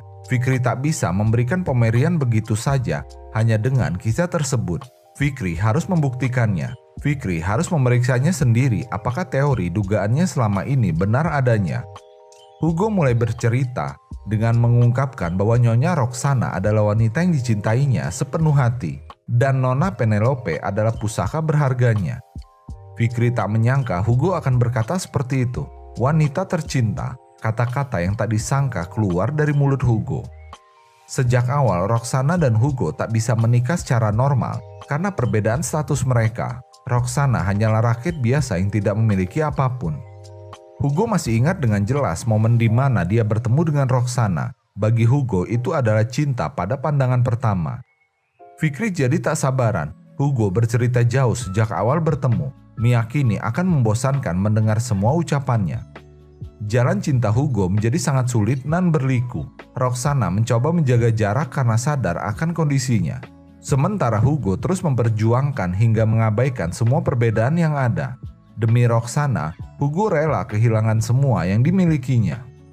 Fikri meminta Hugo menyudahi bagian tersebut. Fikri sudah tak sabar untuk masuk ke cerita Nona Penelope. Hugo mengabaikan dan lanjut bercerita. Kisah cintanya terus mengalami ujian yang berat. Keluarga Baskerville mengirimkan anjing pemburu untuk menangkap Hugo yang tengah dalam pelarian bersama dengan Roxana. Hugo menghadapi semua halang rintang yang menghadangnya. Demi cinta suci yang dimiliki Hugo, menghadapi siapapun dengan mempertaruhkan nyawanya. Setelah menghadapi semuanya, Hugo berhasil meyakinkan orang tuanya dan mendapatkan persetujuan untuk menikahi Roxana. Barrymore terharu mendengar kisah ini.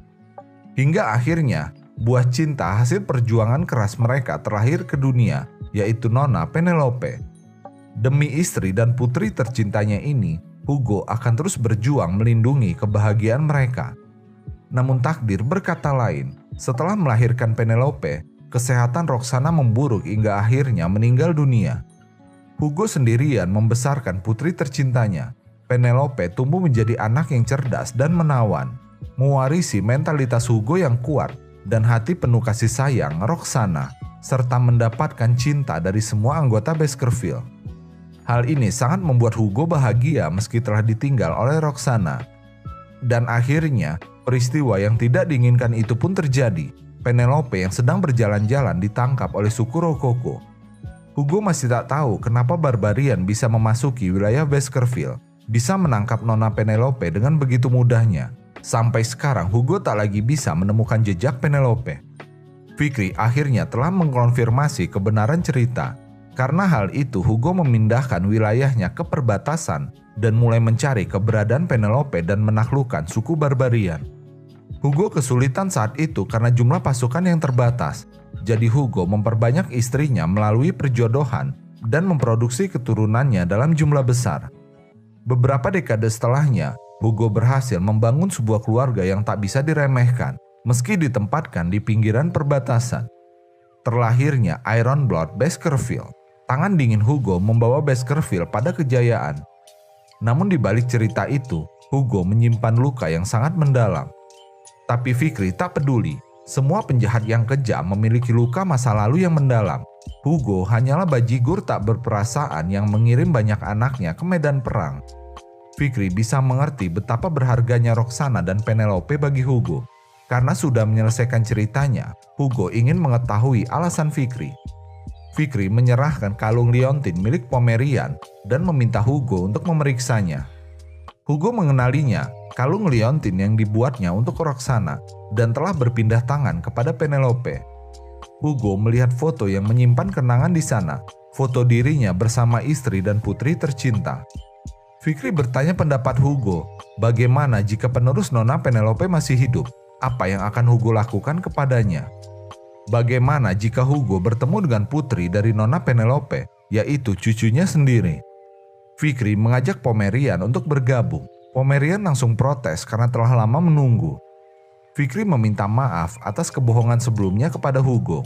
Saat Fikri di hutan lebat, Fikri tak sengaja menemukan Pomerian di pemukiman suku Rococo. Pomerian mengakui bahwa Nona Penelope adalah ibunya.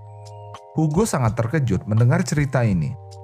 Membandingkan foto anaknya dan Pomerian di depannya, Hugo berada dalam kegalauan terbesar. Pomerian adalah keturunan Hugo yang darahnya tercampur dengan sesuatu yang sangat dibencinya. Hugo telah mendekat dan berdiri di hadapan Pomerian. Fikri ingin melihat apakah Hugo bisa bertahan dari gejolak di hatinya. Hugo yakin bahwa Pomerian terlahir dari darah putrinya dan pria suku Rokoko. Fikri membenarkannya. Fikri ingin melihat Hugo hancur dalam keputusasaannya. Setelah Hugo menjadi hancur dan rapuh, maka Fikri akan menjalankan rencana balas dendamnya. Scene berlanjut keesokan harinya. Fikri, Osiris, dan Barrymore menyaksikan pemandangan yang tidak biasa. Hugo sedang bermain bersama dengan Pomerian. Hugo tertegun mendengar Pomerian memanggilnya kakek. Ini pertama kalinya dalam hidup Osiris dia melihat ayahnya seperti ini. Hal yang sama dirasakan oleh Barrymore. Sudah lama dia tidak melihat Hugo bersikap seperti sekarang. Fikri justru merasakan hal yang berbeda. Hugo yang dikenalnya telah menghilang sepenuhnya.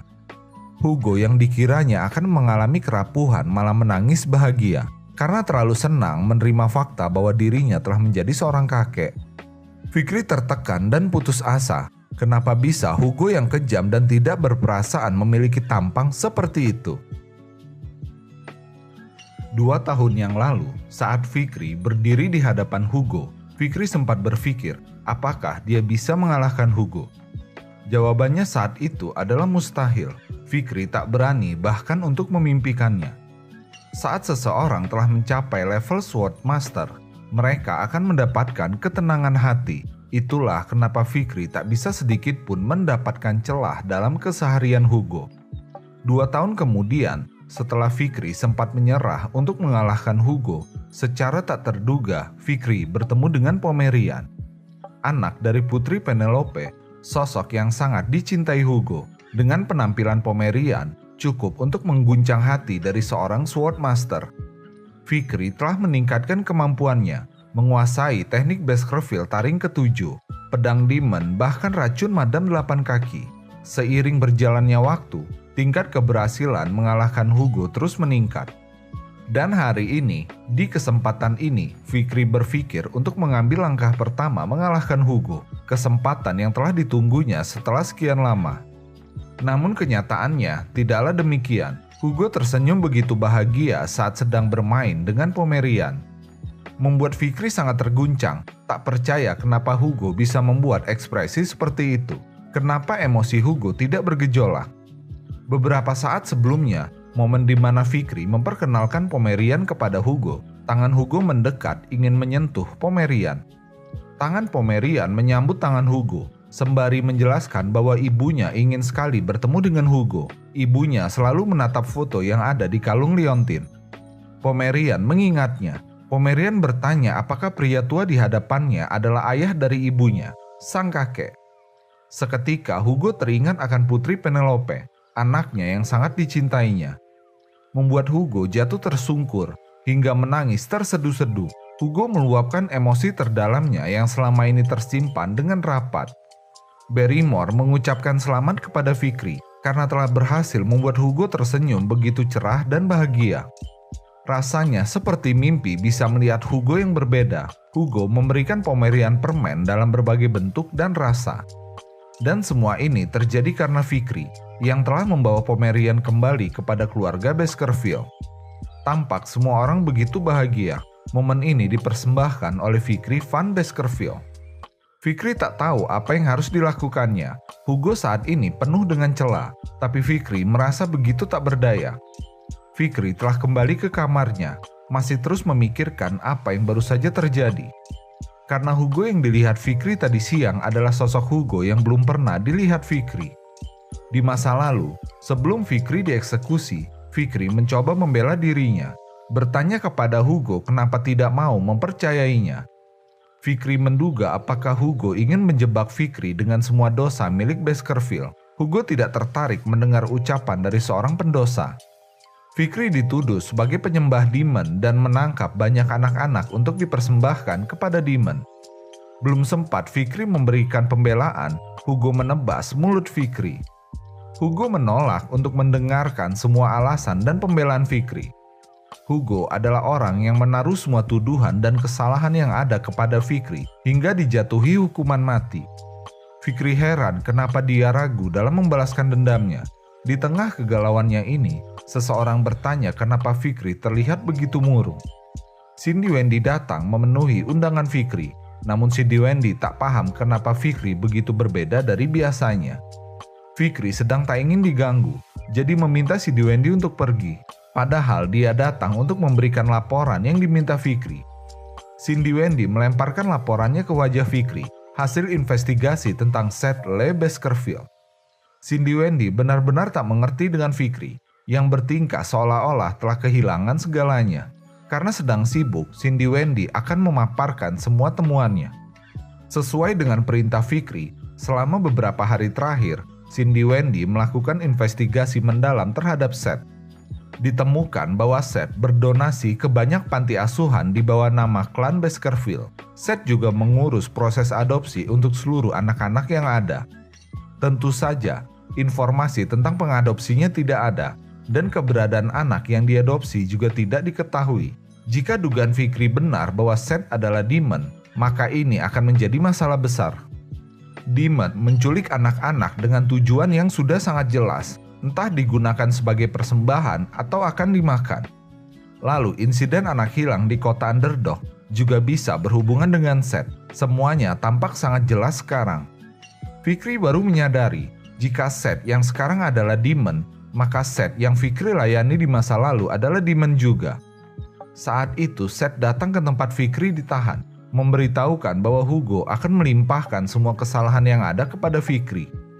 Seth menunjukkan rasa sedihnya, turut prihatin atas musibah yang menimpa Fikri, sedih karena tak ada yang bisa dilakukannya. Namun sebenarnya, semua ini adalah rencana Seth untuk menutupi semua kejahatannya.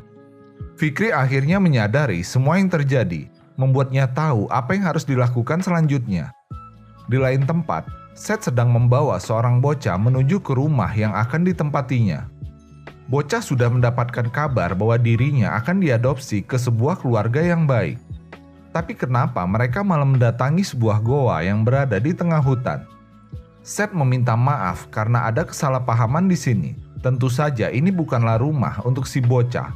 Wajah Seth perlahan terbelah. Sosok Seth berubah menjadi Demon yang memiliki banyak kelopak yang siap untuk melahap si bocah.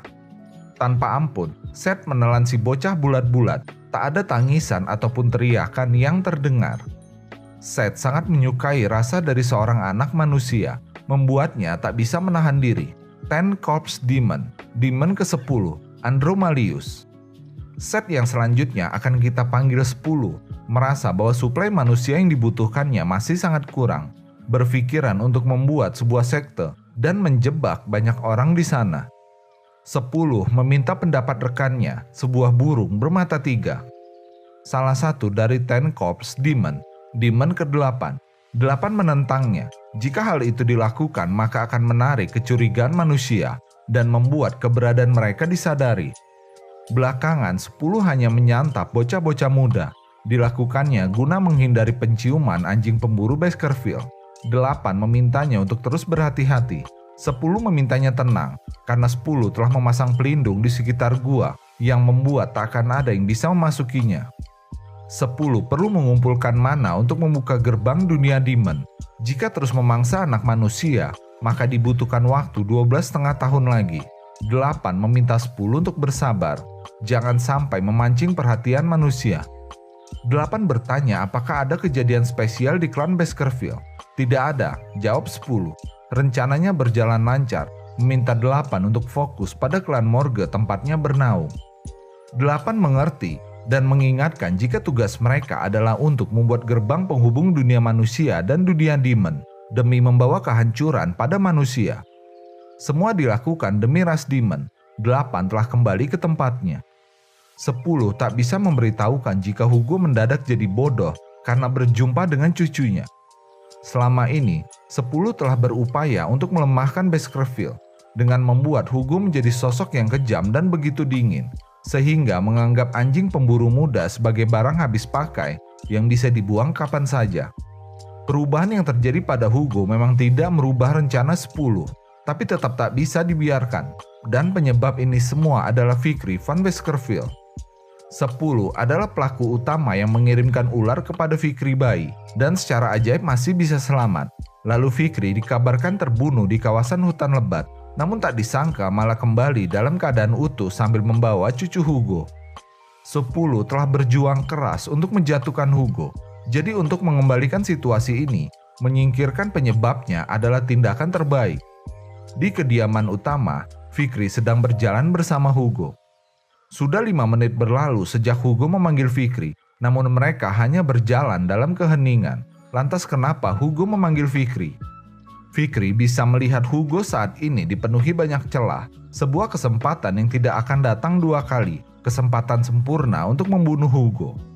Fikri yang dulu akan langsung mengambil kesempatan ini, namun Fikri yang sekarang tak bisa melakukannya. Hugo angkat bicara. Hugo tahu bahwa Fikri sangat membencinya. Fikri terkejut apakah Hugo menyadari niatan Fikri sebenarnya. Hugo mengaku bahwa dirinya adalah ayah bodoh yang menyebut putranya sendiri sebagai anjing pemburu dan mengirim mereka kepada kematian. Hugo tahu bahwa semua putra-putranya begitu membencinya. Hugo yakin Fikri telah memendam kebencian mendalam padanya sejak masih kecil. Hugo menyesali kebodohannya yang telah hidup dalam kemarahan, amarah kepada suku barbarian. Fikri tak percaya Hugo mengakui kesalahannya. Apakah Hugo sedang menguji dirinya? Nyatanya, Hugo meminta maaf kepada Fikri, berterima kasih sebesar-besarnya kepada Fikri. Hugo telah mendengar dari Pomerian bahwa Penelope masih bisa menikmati hidupnya di saat-saat terakhirnya, membuat rasa bersalah Hugo menjadi sedikit berkurang. Hugo merasa bahwa dia telah diselamatkan oleh istri dan anaknya. Hugo yakin ini terjadi karena Fikri membawa Pomerian kembali kepada Hugo. Sebagai hadiah, Hugo akan memberikan apapun yang diminta Fikri. Ini bukanlah hadiah biasa yang diberikan kepada anjing pemburu, melainkan hadiah atas jasa besar Fikri dan balasan atas rasa terima kasih Hugo. Fikri jadi bertanya, apakah Hugo yang ada di hadapannya ini adalah Hugo yang sama dengan Hugo di masa lalunya? Hugo yang berhati dingin dan kejam sudah tak ada lagi, membuat Fikri semakin bingung. Bisakah Fikri yang hidupnya selama ini didasarkan pada balas dendam untuk memaafkan Hugo? Meskipun Hugo bukanlah orang yang menjebak Fikri, namun Hugo tetaplah kepala keluarga yang kejam. Balas dendam ataukah memaafkan? Pilihan apa yang harus Fikri buat saat ini?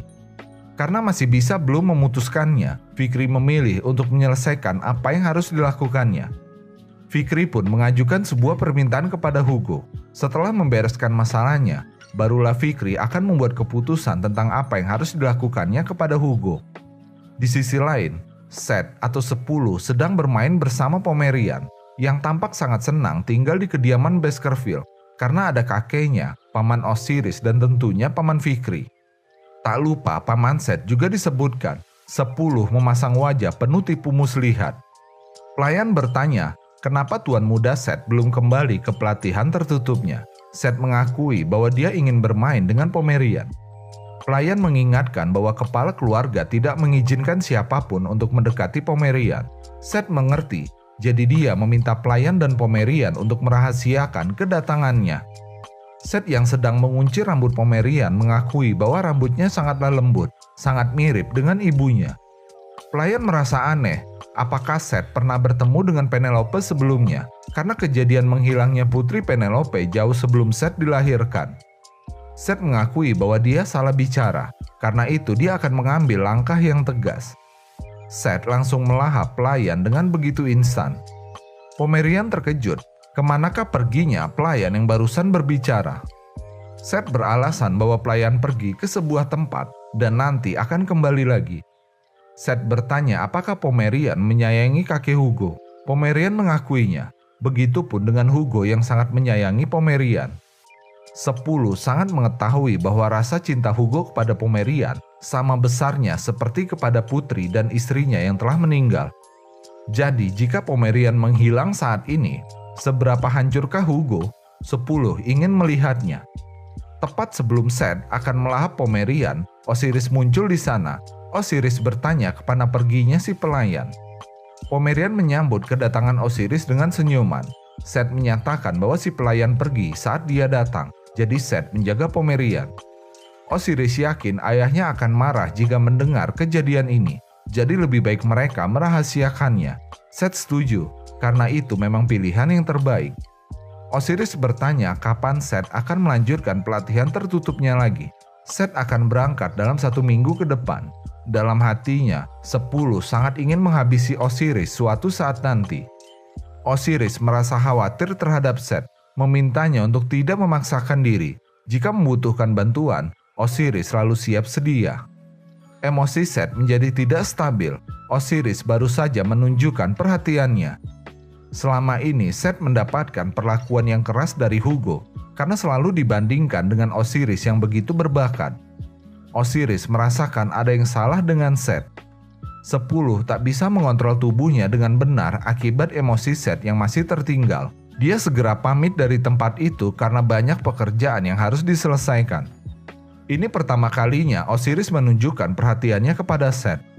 Sebagai calon penerus, Osiris selalu bertindak layaknya kepala keluarga.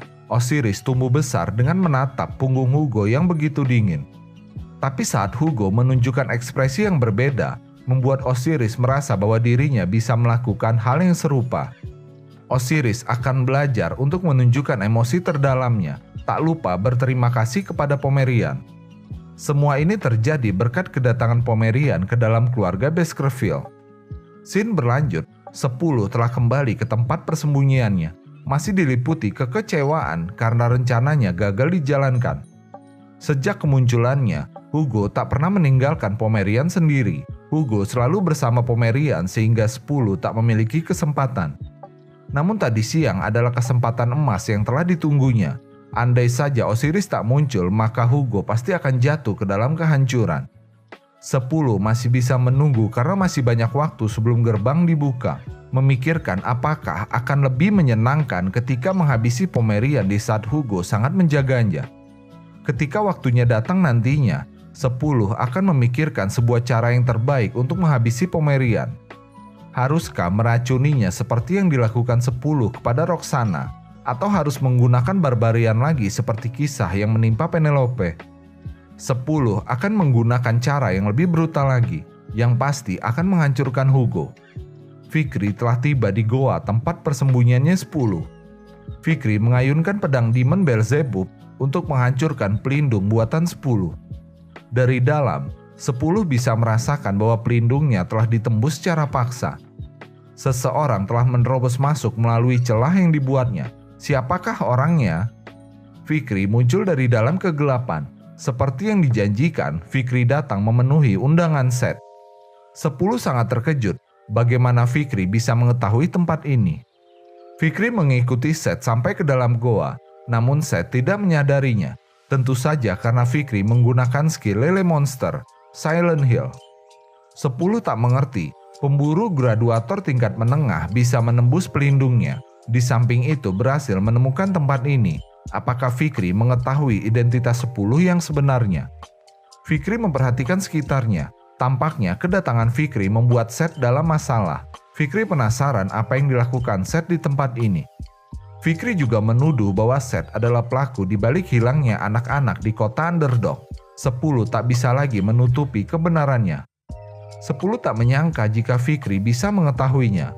Lantas bertanya bagaimana cara Fikri mengetahuinya.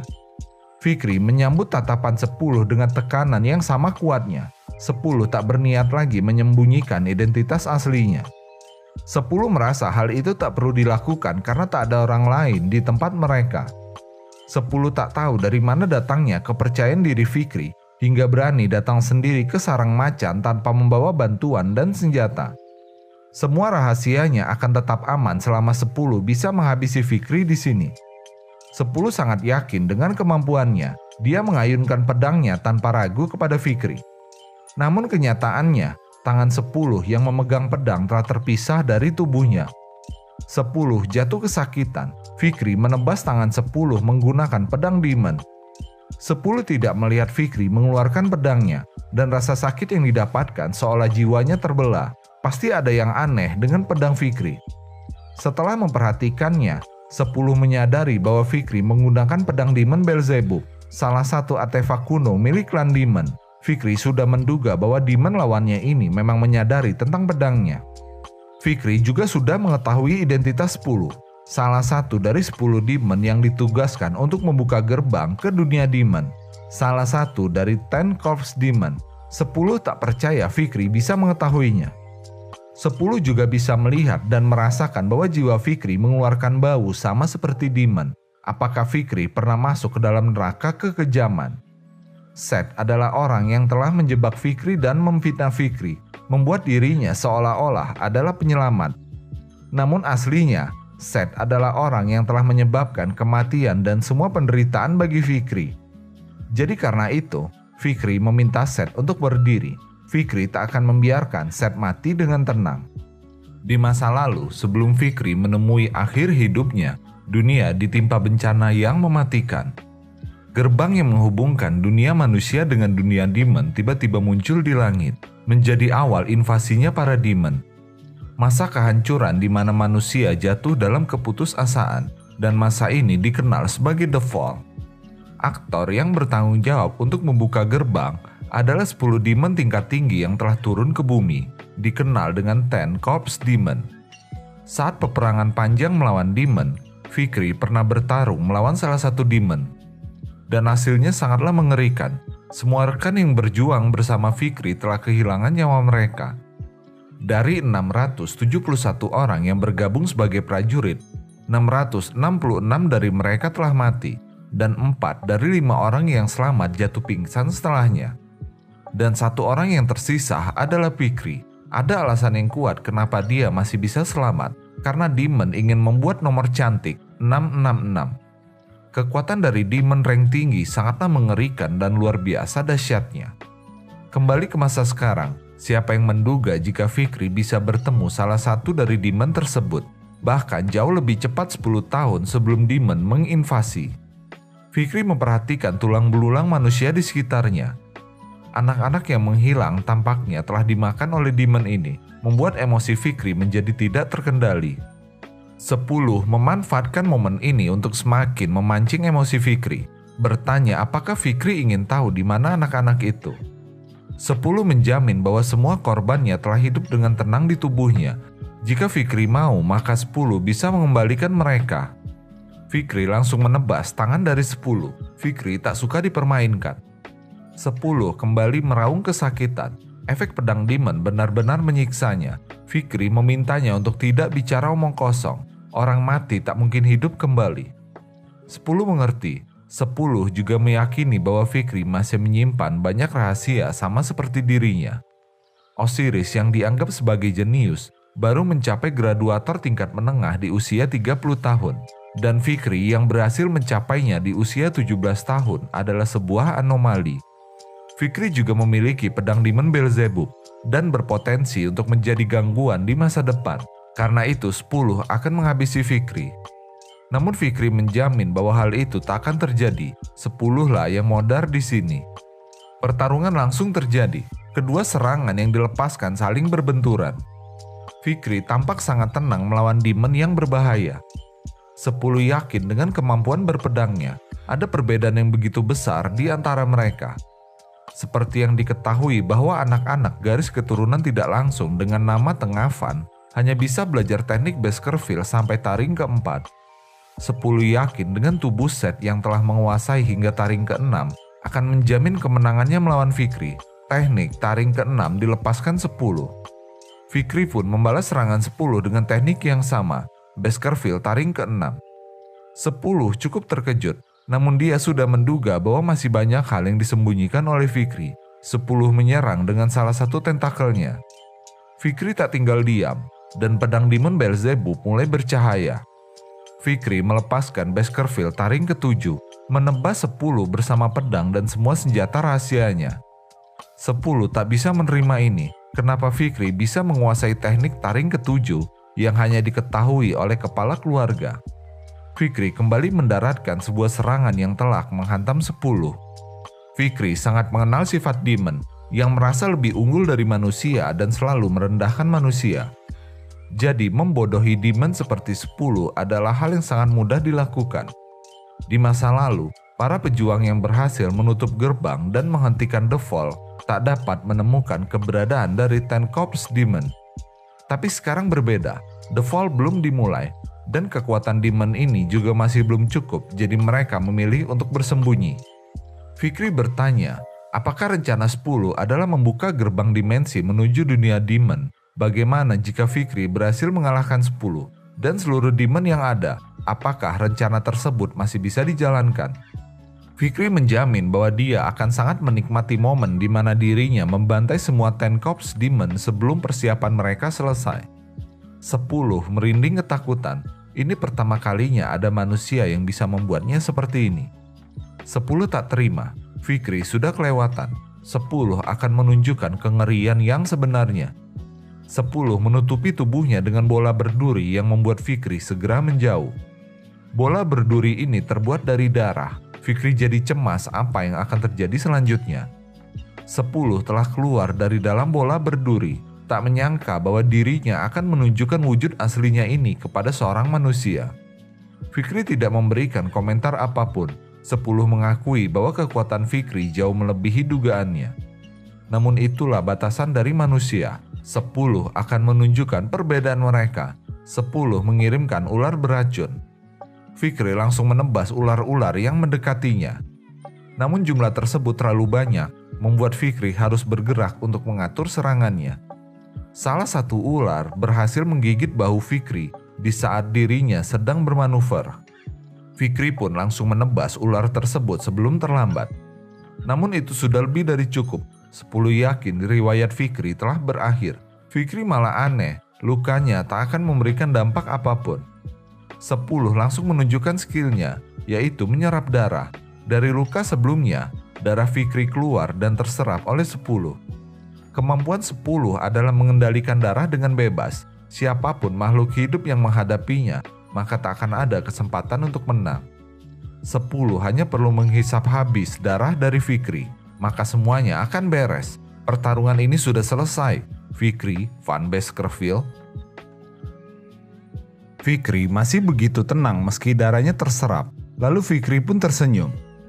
10 bertanya apakah ada yang salah. Apakah Fikri kehilangan akalnya? Kenapa Fikri malah tertawa? Situasi ini sangatlah lucu bagi Fikri, karena 10 tidak mengetahui apa yang sedang diserapnya. Dan akhirnya, 10 mulai merasakan dampaknya, batuk darah hingga kesemutan. Tubuh dari 10 menjadi lemah tak berdaya. Darah milik Fikri bukanlah darah biasa. Fikri akan menunjukkan sesuatu yang keren.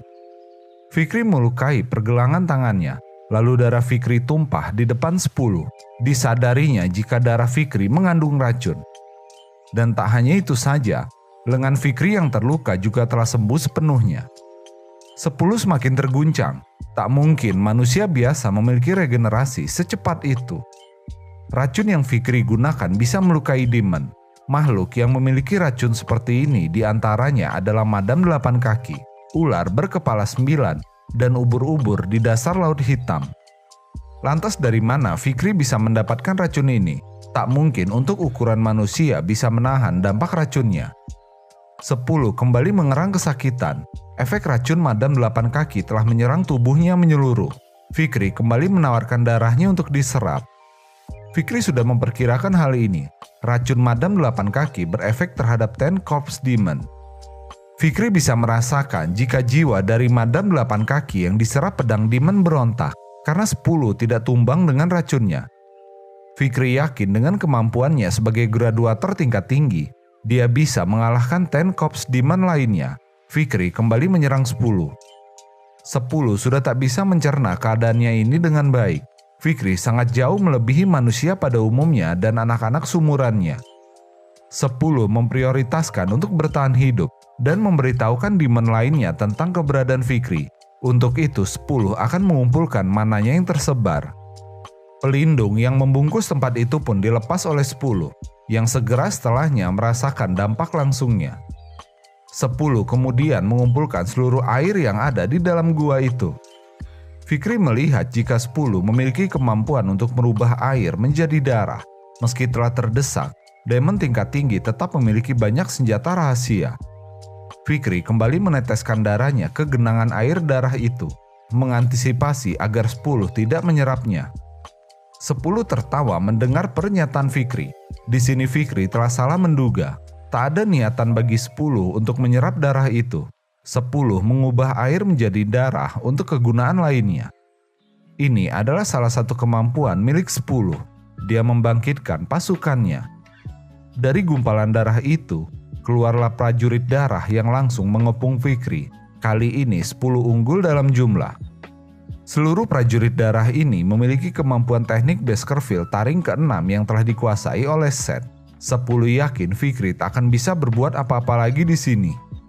10 akan melenyapkan Fikri bersama seluruh keluarganya. 10 tak akan ragu atau menunda rencananya di sini. Ini adalah akibat dari Fikri yang telah lancang menantang langsung demon tingkat tinggi. Tapi seperti biasa, Fikri tidak panik, bahkan tidak merasakan bahaya meski dikepung prajurit yang bisa menggunakan teknik taring ke-6. Fikri tak ada persiapan sama sekali untuk menghadapi situasi ini. Fikri mengambil peluit dari sakunya. Fikri yakin 10 pasti tahu peluit ini, karena dia telah lama menyamar di keluarga Baskerville. 10 panik ketakutan. Dia tahu kegunaan dari peluit itu, dan Fikri akan menggunakannya. Fikri meniup peluitnya sekuat mungkin dalam satu tarikan nafasnya. Suara peluit menggema ke segala penjuru dan menyebar dengan sangat cepat. Hugo yang standby di luar goa telah bersiap dengan pedangnya. 10 segera mengirim seluruh pasukannya untuk mengalahkan Fikri secepat mungkin. Peluit ini adalah alat yang bisa memerintah Baskerville. Hanya dengan satu tarikan nafas, maka bala bantuan akan tiba. Dan siapapun yang menggunakan peluit ini bisa memerintah dan mengkomandoi seluruh pasukan Baskerville. Gunung yang menjadi tempat persembunyiannya 10 telah tertebas. Fikri jadi tak perlu menghindari setiap serangan prajurit darah.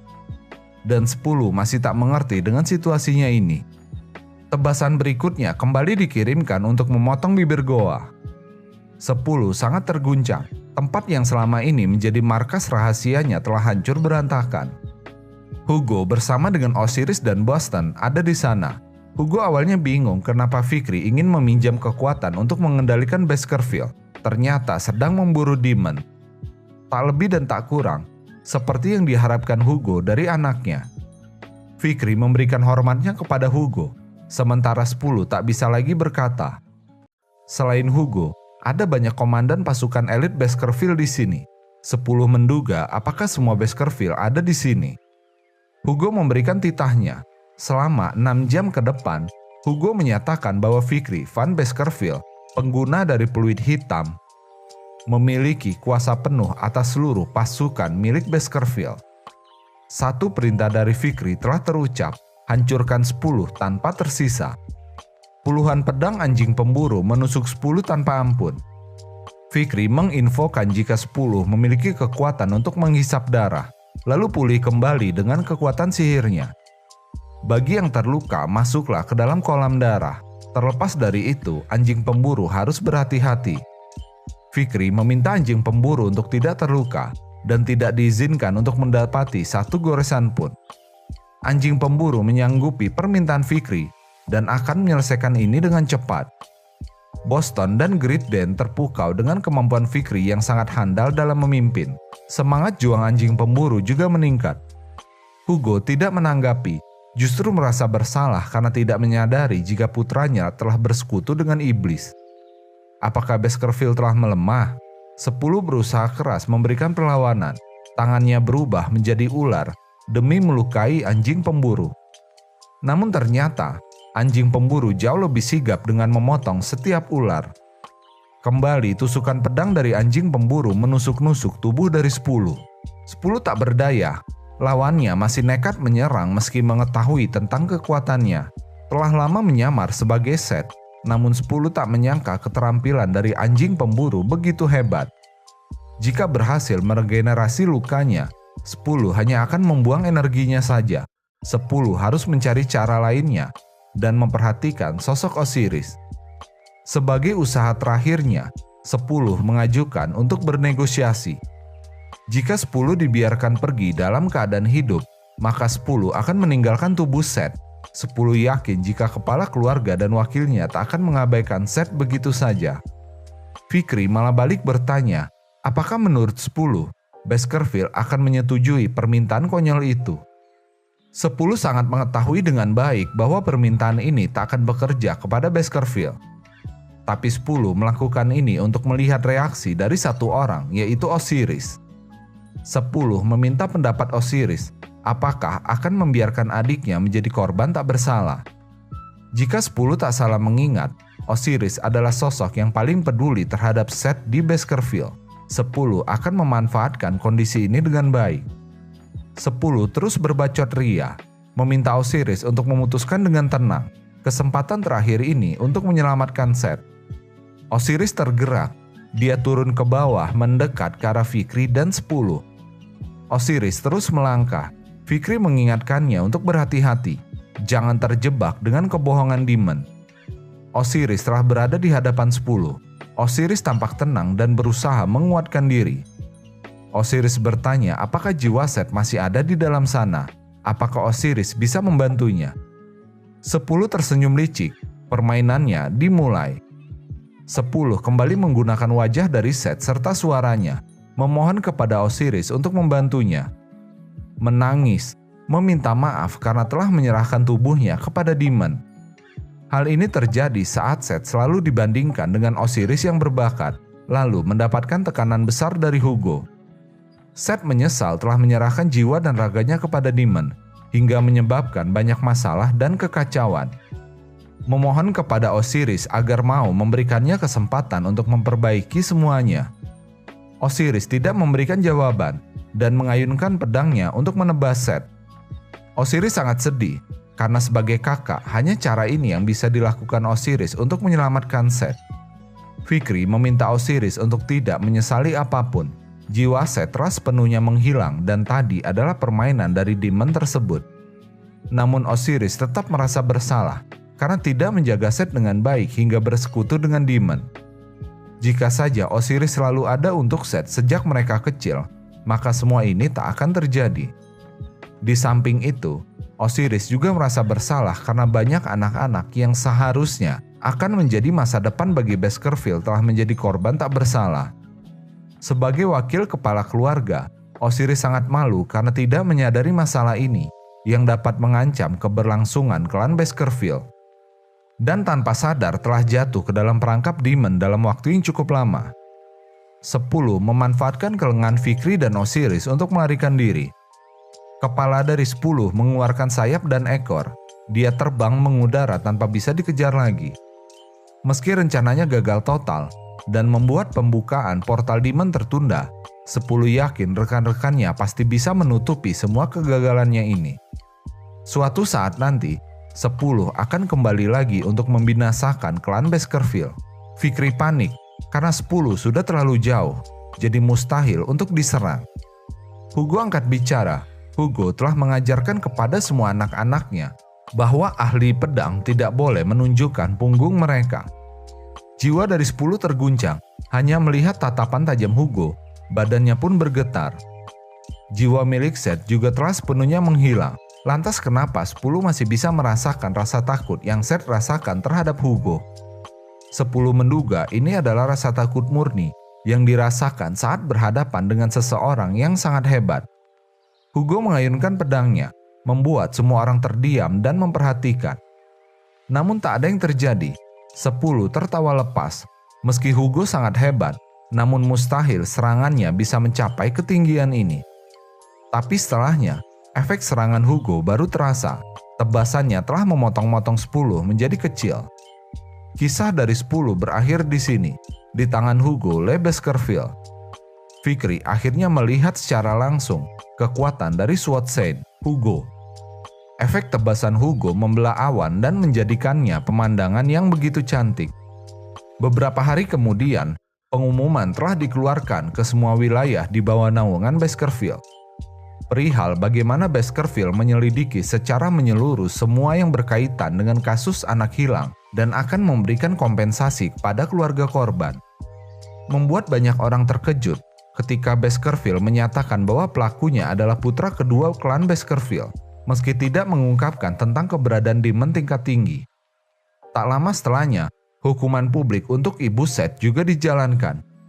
Sang ibu diduga pelaku yang melepaskan ular berbisa di kamar anak-anak, meracuni mantan suaminya, dan turut terlibat dalam penculikan Penelope, serta membantu Seth dalam penculikan anak-anak. Si ibu hanya bisa berteriak dan meminta untuk dipertemukan dengan Seth. Diketahui jika ibu tidak berada di bawah kendali demon dan dieksekusi setelahnya. Osiris melakukan bersih-bersih. Semua bawahan Seth diberikan hukuman yang sama, di bawah pengawasan dari Osiris. Fikri juga ikut membantu Osiris dalam membereskan semua masalah yang ada. Rumor tentang Fikri yang memiliki kontribusi terbesar dalam menyelesaikan kasus anak hilang telah menyebar ke seluruh wilayah. Kekecewaan para warga dengan keteledoran klan Baskerville sedikit berkurang karena rasa hormat mereka terhadap Fikri. Butuh waktu 1 minggu penuh bagi Fikri dan Osiris untuk menyelesaikan semua pekerjaan. Banyak individu berpangkat tinggi yang dieksekusi di publik. Dengan ini menegaskan jika anggota dari klan, tak peduli apapun pangkatnya, tak akan bisa mengabaikan hukum yang berlaku. Masyarakat sadar dan percaya bahwa hukum berlaku adil dan ketat di Baskerville. Sesaat berselang, Pomerian yang sedang bermain bersama Hugo merasa ada yang aneh. Hugo telah mencukur habis kumisnya, membuat Pomerian tak percaya. Osiris dan Fikri juga ada di sana. Fikri tak pernah membayangkan kejadian seperti ini, tepat setelah masalah terselesaikan, melihat kakek yang bermain dengan tenang bersama cucunya. Pembersihan orang-orang yang terkait dengan Seth juga akan segera selesai. Jejak demon di wilayah Baskerville juga akan menghilang. Fikri juga meminta Cindy Wendy untuk mengumpulkan informasi tentang demon lainnya. Tentu saja Cindy Wendy menolak dengan keras, tapi akhirnya setuju juga untuk melakukannya. Osiris menyanjung Fikri yang telah berjuang keras belakangan ini. Fikri berterima kasih. Osiris meminta Fikri untuk meninggalkan tugas-tugasnya dan fokus pada persiapan masuk ke akademi. Fikri menolak karena situasi internal klan masih belum stabil. Osiris meminta Fikri untuk tidak khawatir. Perintah ini juga keputusan dari Hugo. Fikri tak percaya Hugo masih memikirkannya. Akan lebih baik bagi Hugo untuk memanfaatkan Fikri guna memperbaiki citra klan Baskerville di mata masyarakat. Apa yang sebenarnya Hugo rencanakan? Osiris menangkap gelagat anehnya Fikri dan menjelaskan jika Hugo takut Fikri akan terlibat dalam konflik di antara fraksi di klan Baskerville. Osiris juga tak menyangka ayahnya akan seperti ini, sesuatu yang baru. Osiris meyakini Hugo hanya tidak tahu cara mengungkapkan perasaannya, tapi yang jelas Hugo mengkhawatirkan Fikri. Pendapat ini berdasarkan pengamatan Osiris, jadi Fikri bisa mempercayainya.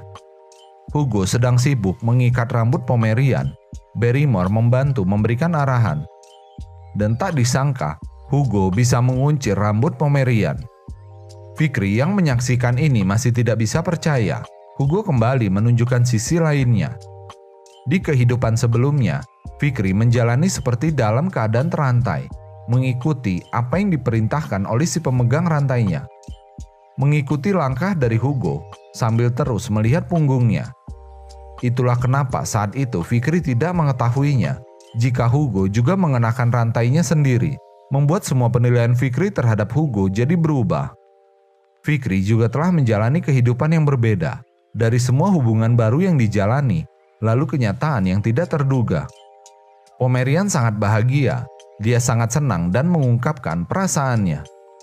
Hugo jadi tersenyum sambil meneteskan air mata bahagia. Inilah penampilan Hugo tanpa belenggu rantainya. Membuat Fikri jadi yakin untuk tidak membalaskan dendamnya lagi kepada Hugo. Diri Fikri yang ada di masa lalu sekarang telah terbebas. Fikri telah mengambil keputusan. Dia akan segera bersiap untuk pergi ke akademi. Osiris mendukung keputusan Fikri. Namun Fikri masih harus membereskan masalah yang ada, yaitu demon yang memegang rantai dan mengacaukan segalanya.